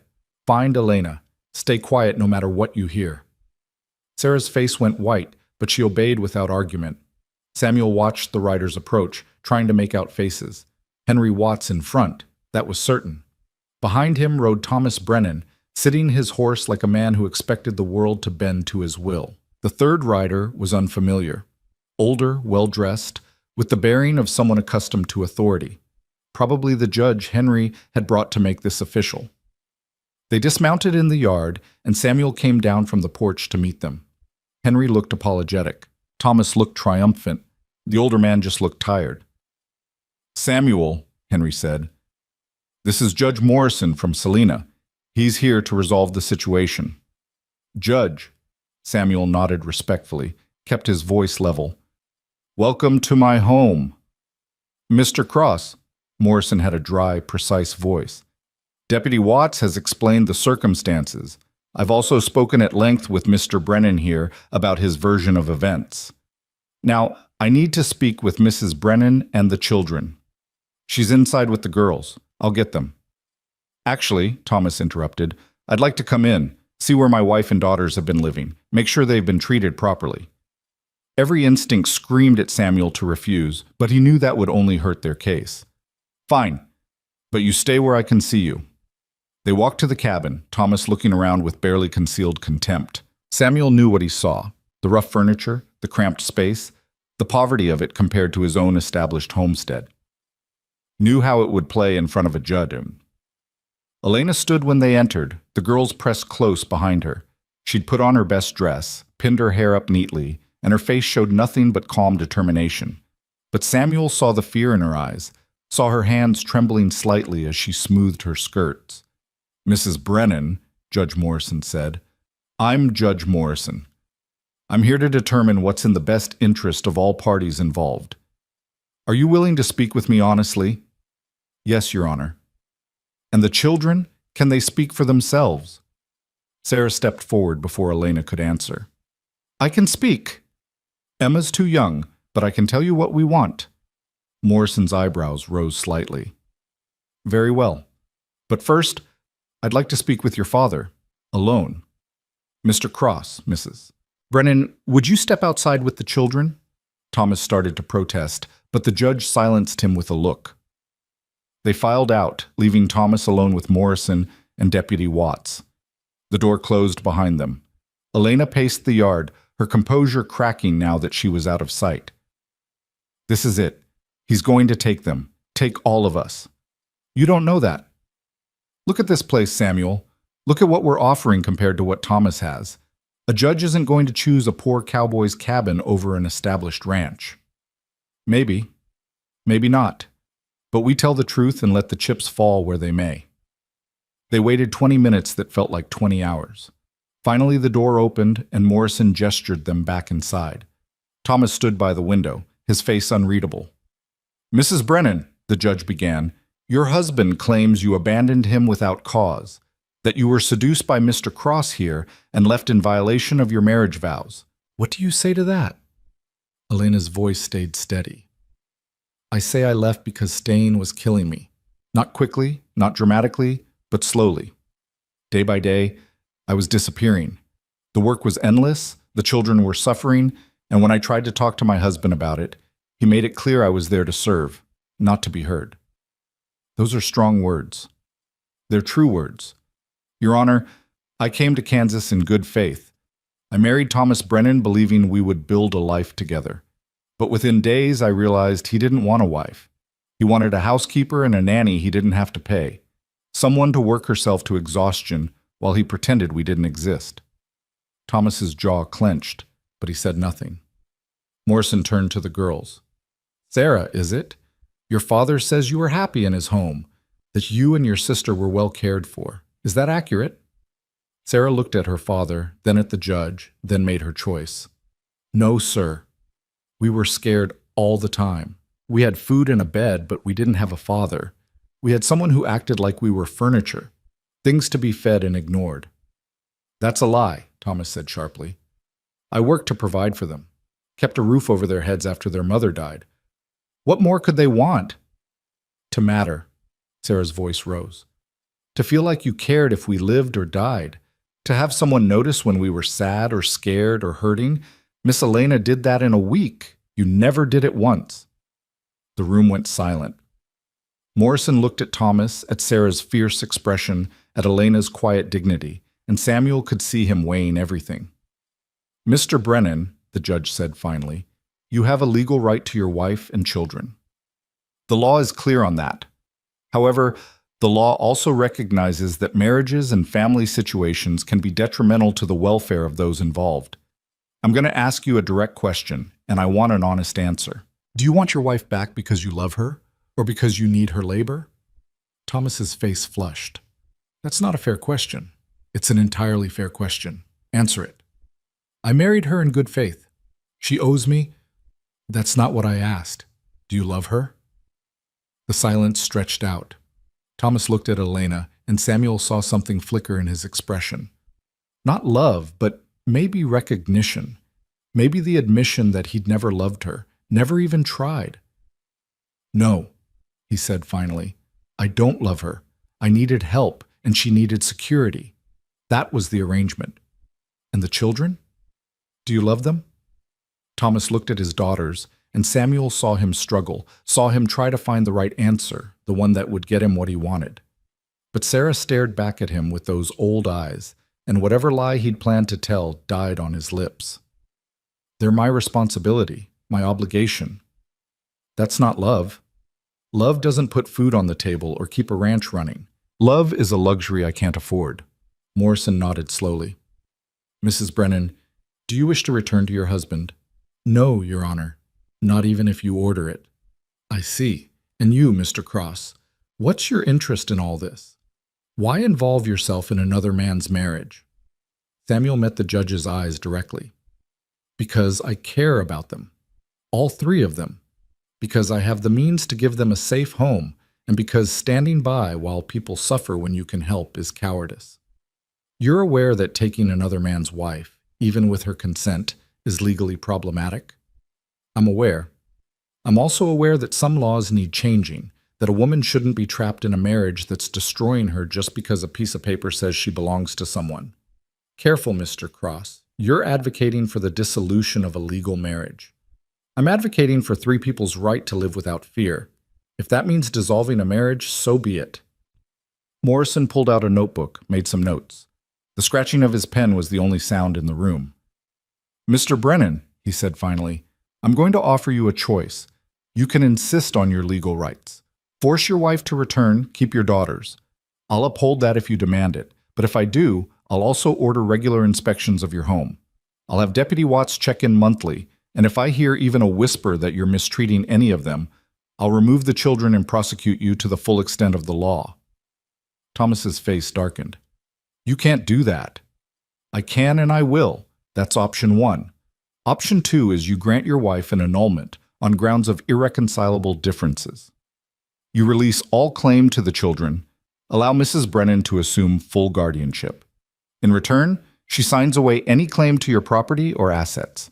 You walk away clean, free to find another arrangement that suits you better. You're asking me to just give up my daughters? I'm asking you to be honest about whether you want them as daughters or as obligations. Which is it? The question hung in the air. Thomas looked at Sarah and Emma, and for a moment Samuel thought he might actually fight for them, might prove there was something human underneath all that bitterness and isolation. Then Thomas's shoulders slumped. Fine. The annulment. Let them go. I don't need the headache. Emma made a small sound, quickly stifled. Sarah's face showed nothing, but Samuel saw her hand tighten on Elena's. Are you certain? Morrison pressed. This is final. Once you sign, you have no legal claim on any of them. I'm certain. Draw up the papers. Morrison pulled out pre-prepared documents, clearly having anticipated this outcome. He walked Thomas through each page, had him sign and date. Then he turned to Elena. Mrs. Brennan, by signing this, you're accepting full legal responsibility for Sarah and Emma Brennan. You're also agreeing to relinquish any claim on Mr. Brennan's property, livestock, or assets. You'll leave the marriage with only what you brought into it. Do you understand and accept these terms? I do. She signed, her hand steady now. The judge witnessed both signatures, then handed one copy to Thomas and one to Elena. It's done. As of this moment, the marriage between Thomas Brennan and Elena Hale is dissolved. Mrs. Hale, you have full custody of Sarah and Emma. Mr. Brennan, you're free to go. Thomas stood there for a moment, looking at the paper in his hand like he couldn't quite believe what he'd done. Then he looked at his daughters one last time. You'll regret this, he said, but there was no heat in it, just a kind of tired resignation. All of you. Maybe, Elena said quietly, but it'll be our regret to carry. He nodded once, then walked out. They heard him mount his horse, heard the hoofbeats fade into distance, and then he was gone, and the cabin felt larger somehow, lighter. Morrison tucked his papers away. Mrs. Hale, I'll file these in Selena. You'll receive official copies within the week. In the meantime, I suggest you and Mr. Cross work out proper living arrangements. The law frowns on unmarried men and women cohabitating, particularly with children involved. We'll marry, Samuel said. The words came out before he'd thought them through, but he didn't take them back. Soon as it's legal. Elena turned to stare at him. Samuel? If you'll have me, he amended quickly. I'm not presuming, but if you're willing, I'd be honored to make this arrangement permanent. Morrison smiled slightly. I'd say that solves the problem. Deputy Watts can officiate if you'd like. Make it official before I leave town. Today? Elena's voice was faint. You want to marry me today? I've wanted to marry you for 18 years. Today's as good as any other day. Better even, since we've already got a judge and a deputy here as witnesses. He took her hands. But only if you want to. Only if you're ready. I'm not Thomas. I'm not going to demand or force. It's your choice. She looked at him, at the girls, at the cabin that had become their refuge. Then she started to laugh, slightly hysterical, but genuine. This is insane. This whole situation is completely insane. Probably. But is it a yes? Yes. It's a yes. Let's do this before I come to my senses and realize how reckless we're being. 20 minutes later, they stood in the yard with Sarah and Emma as witnesses, Judge Morrison reading from a small book he'd produced from his saddlebag. The ceremony was simple, no flowers or fancy words, just the essential promises. To love and honor, in sickness and health, for better or worse. When Morrison asked if she took Samuel to be her husband, Elena said yes without hesitation.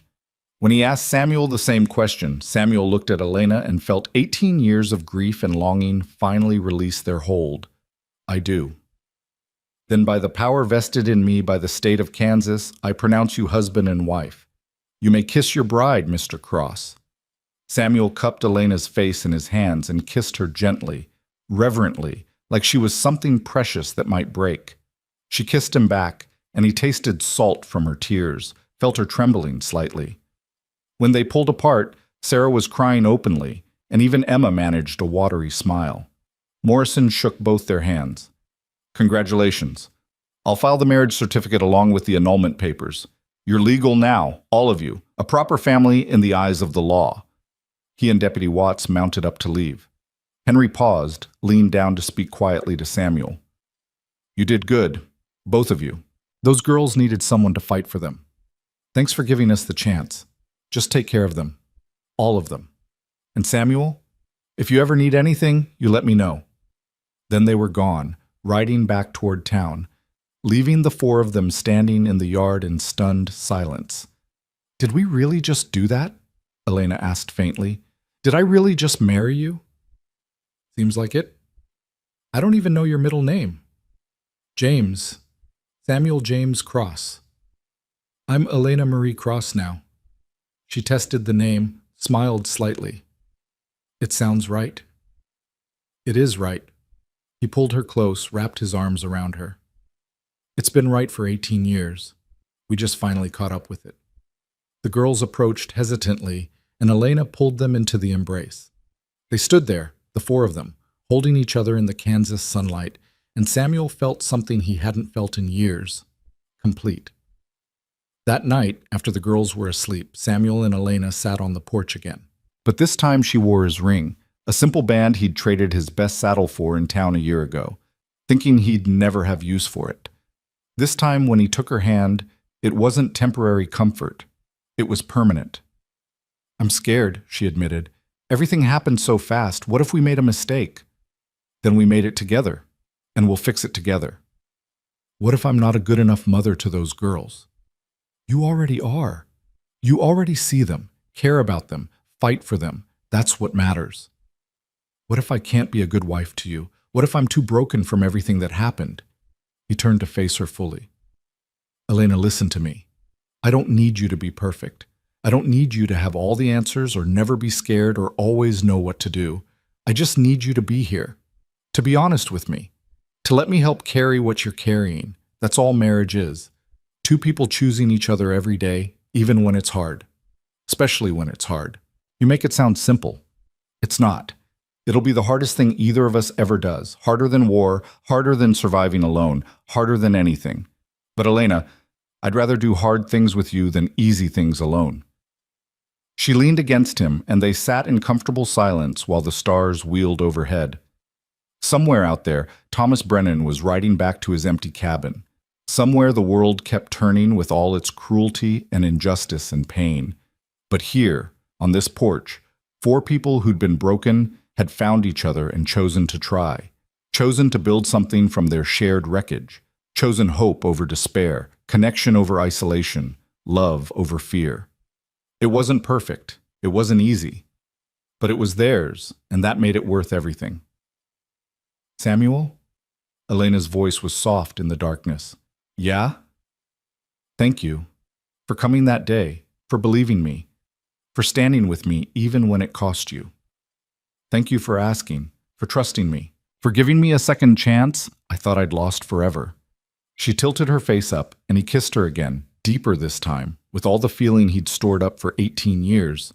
When they finally pulled apart, both breathing hard, she smiled against his lips. I think I'm going to like being married to you. I think I'm going to like being married to you, too. They sat there until the moon set, talking about plans for the cabin, for the girls, for the life they were going to build. Not fantasizing, just planning.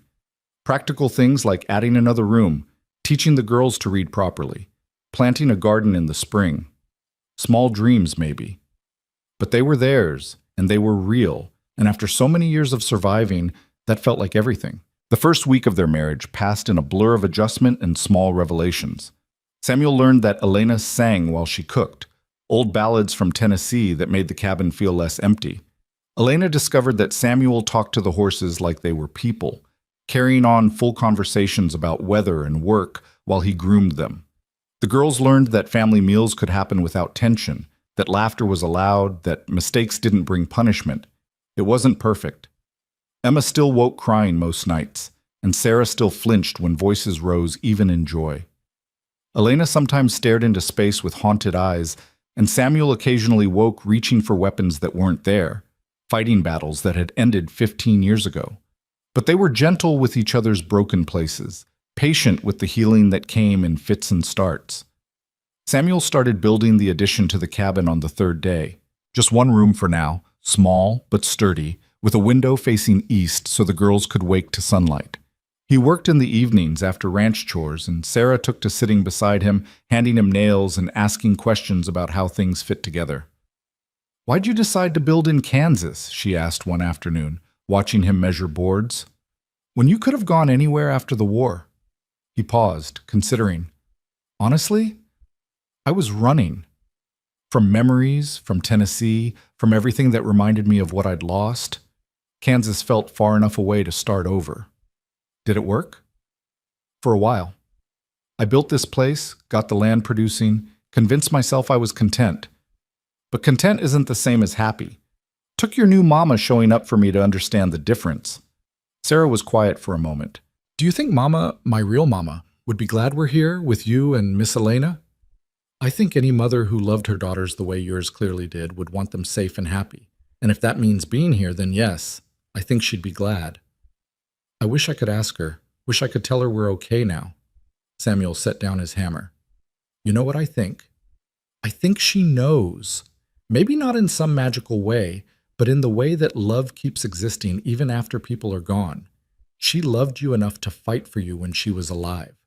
That love doesn't just disappear." Sarah nodded slowly, then picked up a nail and handed it to him. They worked in comfortable silence after that, the sound of hammering carrying across the prairie. Inside, Elena was teaching Emma to read. They sat at the table with Samuel's one book, a battered copy of Robinson Crusoe he'd bought off a traveling peddler, and Elena pointed to words while Emma sounded them out with fierce concentration. "Ship," Emma said carefully. "The ship sailed. Perfect. You're getting so good at this." "Will I be able to read whole books someday, like Sarah?" "Absolutely. And then you can read to me, and I'll get to rest my voice." Emma giggled, a sound that was becoming more frequent.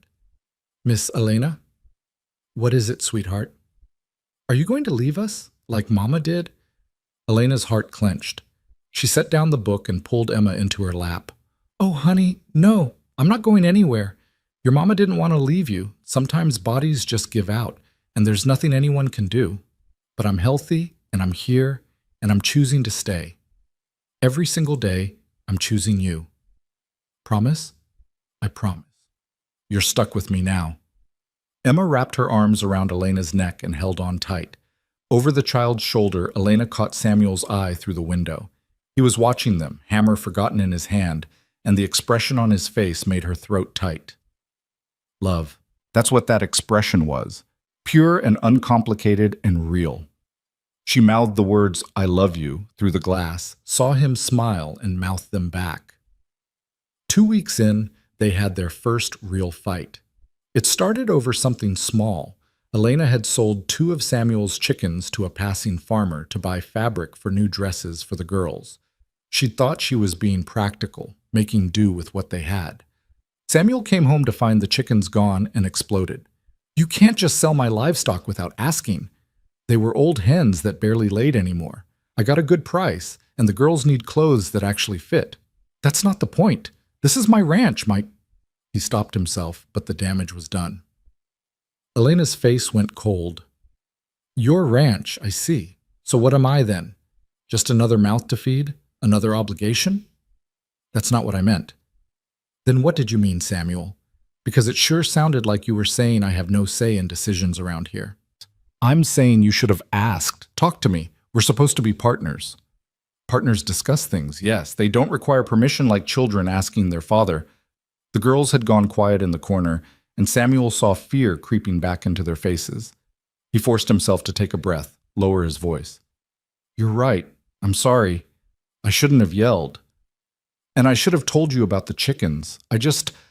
I'm so used to having to manage on my own, make decisions quickly because there's no one to consult. I forgot that's not how it works anymore.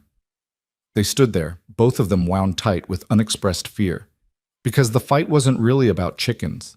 It was about trust and partnership and the terror of repeating old patterns. I'm not Thomas, Samuel said quietly.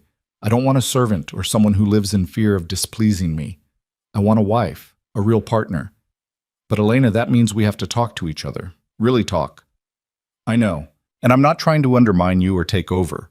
I'm just trying to figure out how to be married to someone who actually wants my input instead of my silence. He crossed to her, took her hands. Then let's figure it out together. Let's make a rule. Big decisions, we discuss.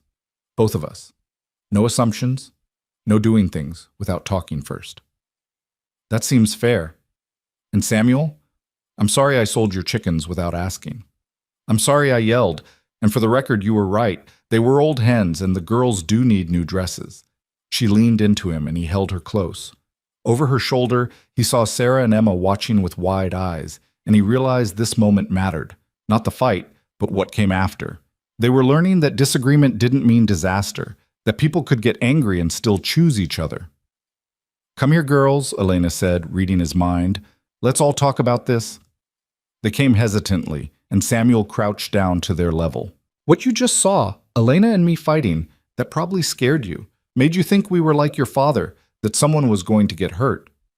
Sarah nodded cautiously. But did anyone get hurt?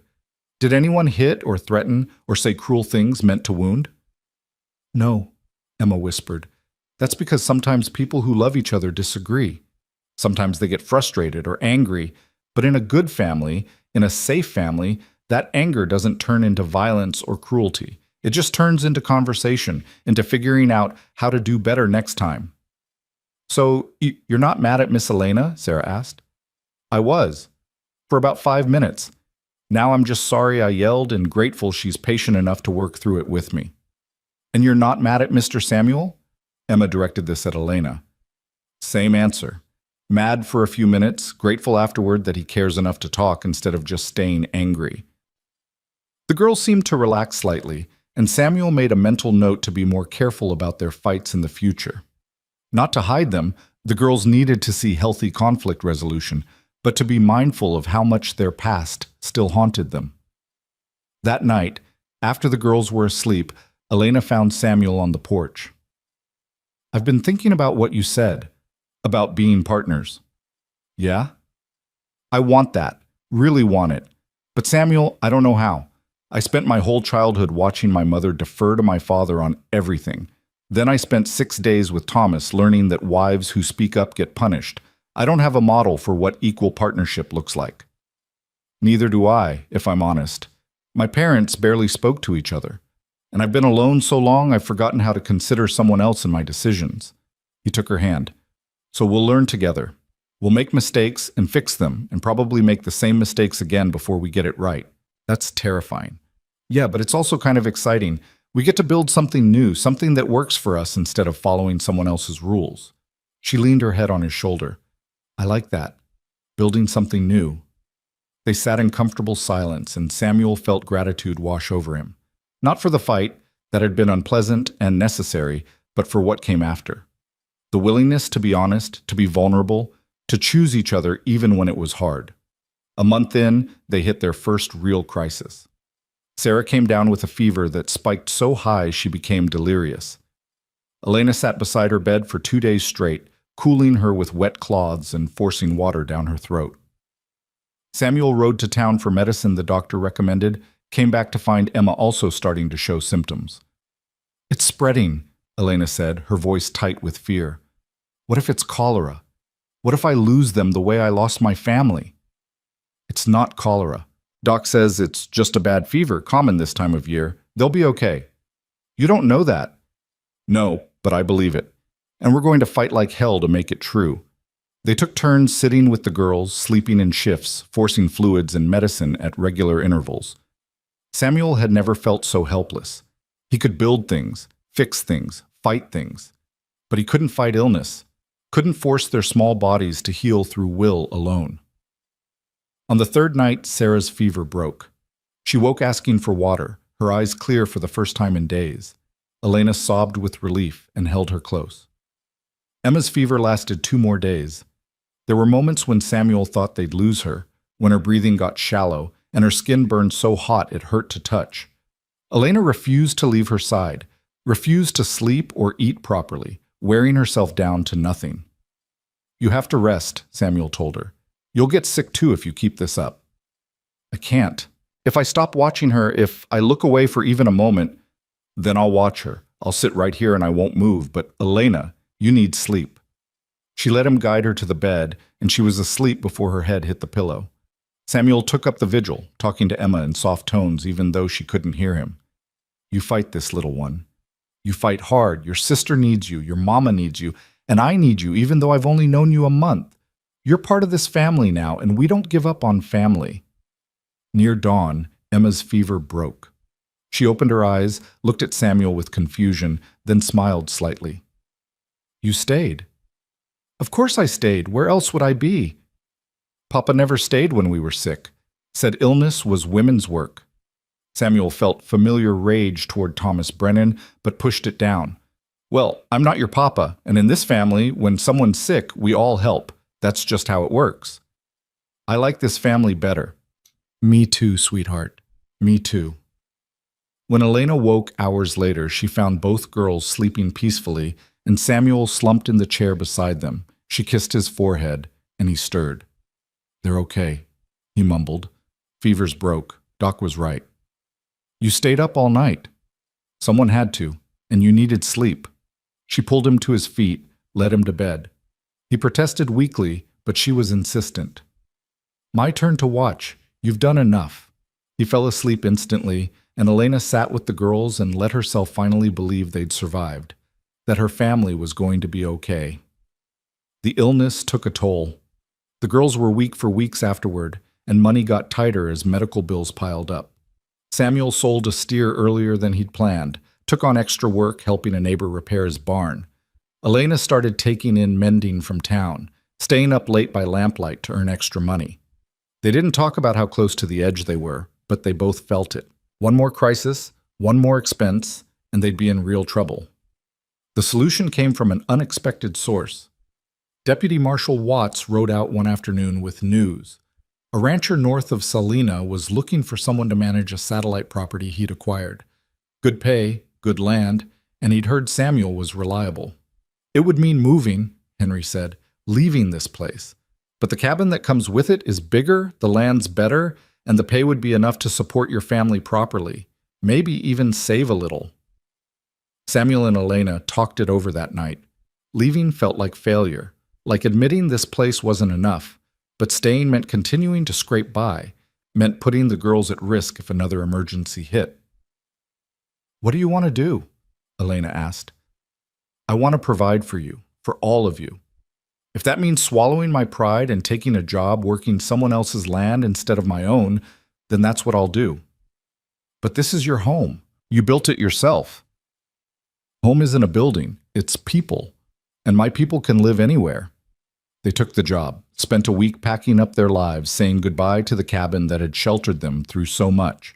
Samuel sold his land to a young couple just starting out, used the money to buy supplies for the new place. The move happened on a crisp October morning. They loaded everything into a borrowed wagon, and Samuel took one last look at the cabin before climbing up beside Elena. Any regrets? She asked. About leaving? No. About everything that led here? Not a single one. The new place was everything Henry had promised. A solid 2-bedroom cabin with glass windows and a real wood floor. a barn that didn't leak, land that had been well maintained and was ready to produce. The owner, a man named Crawford, was fair and direct. I need someone I can trust to run this place while I focus on my main ranch. You do that. You'll have work for as long as you want it. Abuse the trust and you're gone. We clear. Crystal clear. They settled in quickly. The girls got their own room, decorated it with wildflowers and drawings.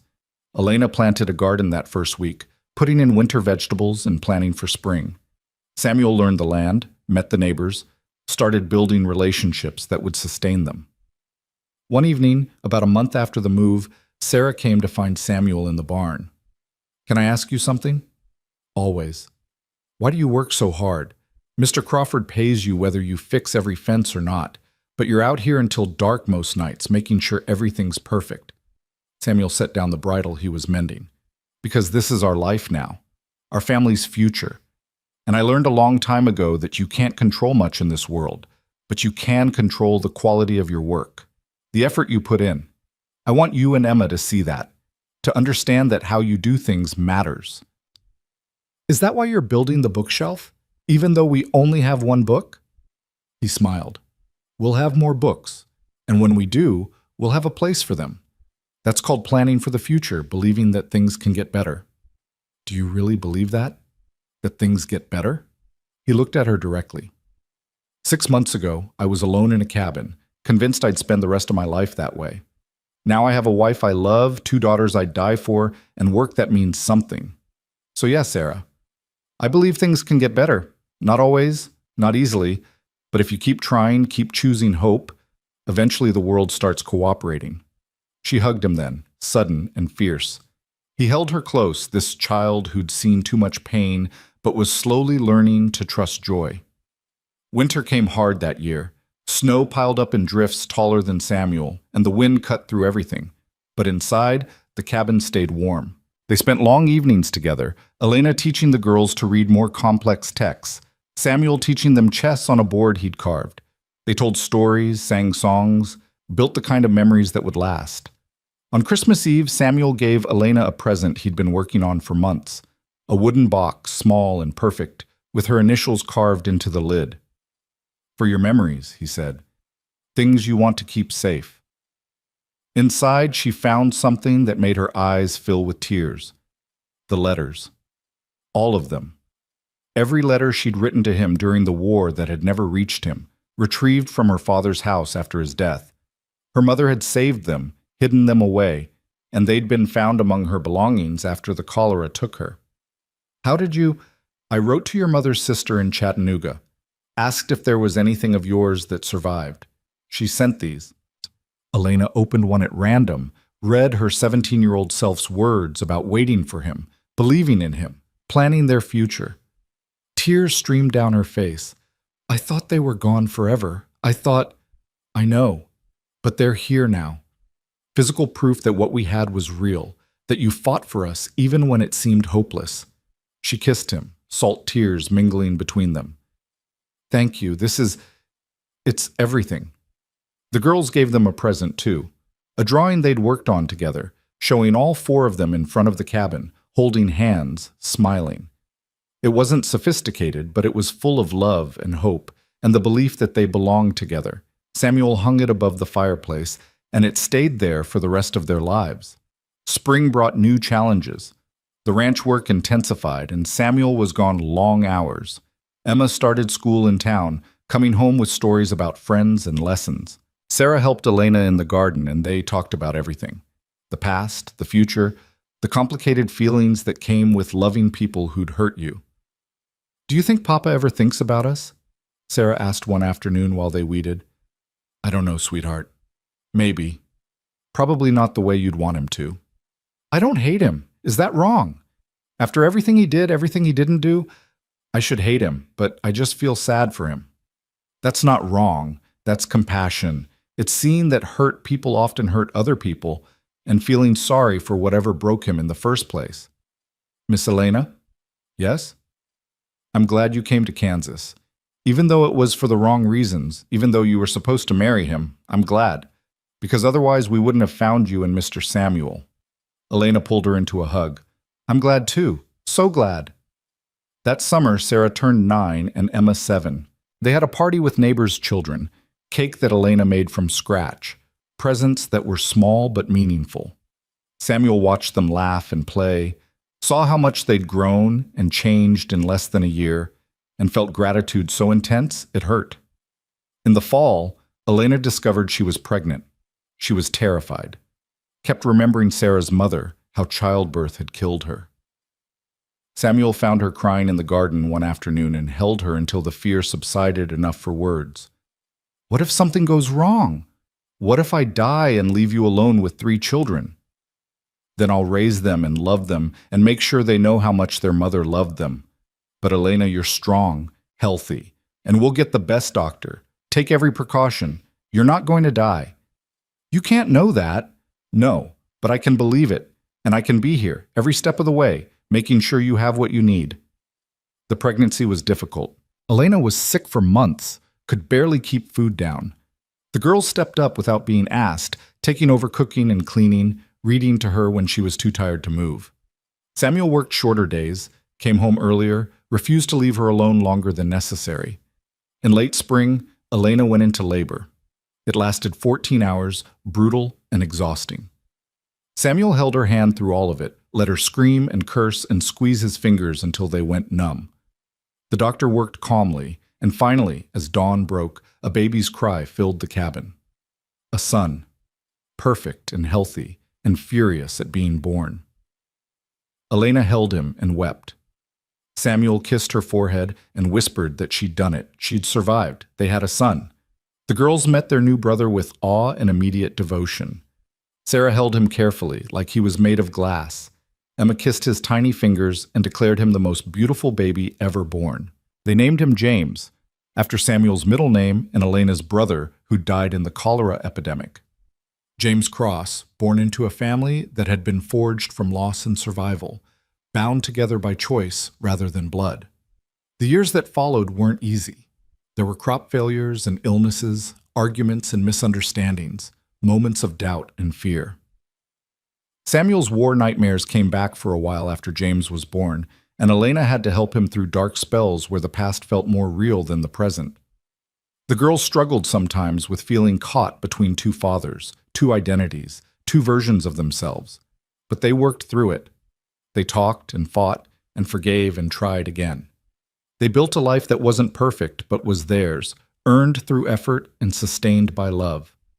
Sarah grew into a thoughtful young woman who became a teacher, using what she'd learned about pain and resilience to help other children who were struggling.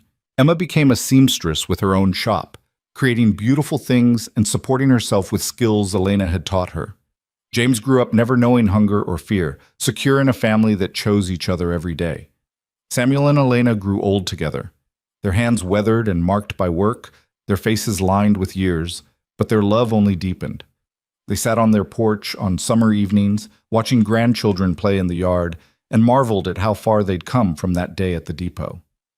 "Do you ever think about what would have happened if you hadn't come?" Elena asked one evening, her head on his shoulder. "If I'd stayed with Thomas?" "Sometimes, but not for long, because thinking about that version of the world where we didn't find each other again, it's too painful. We were lucky." "We were, but we also chose each other. Every day, in 100 small ways, we kept choosing. That wasn't luck. That was work. The best work I've ever done."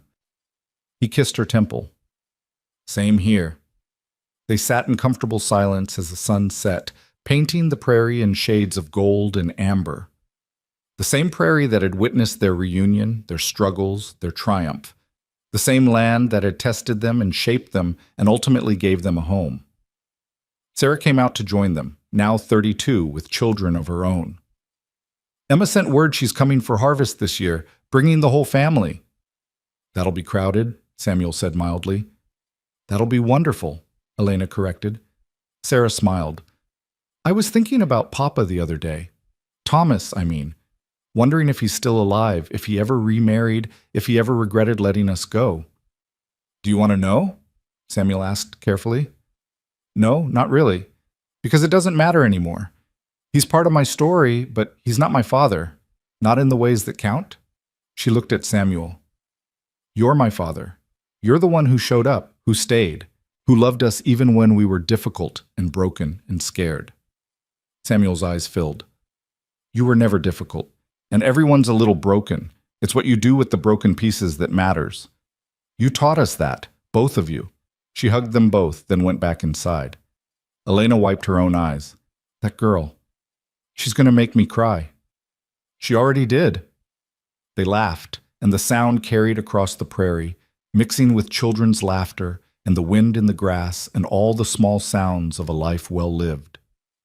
That night, lying in bed beside his wife of 25 years, Samuel thought about everything that had led them here, the war that had separated them, the lies that had kept them apart, the desperate note that had brought them back together, the choices they'd made over and over to choose love over fear, hope over despair, each other over easier paths.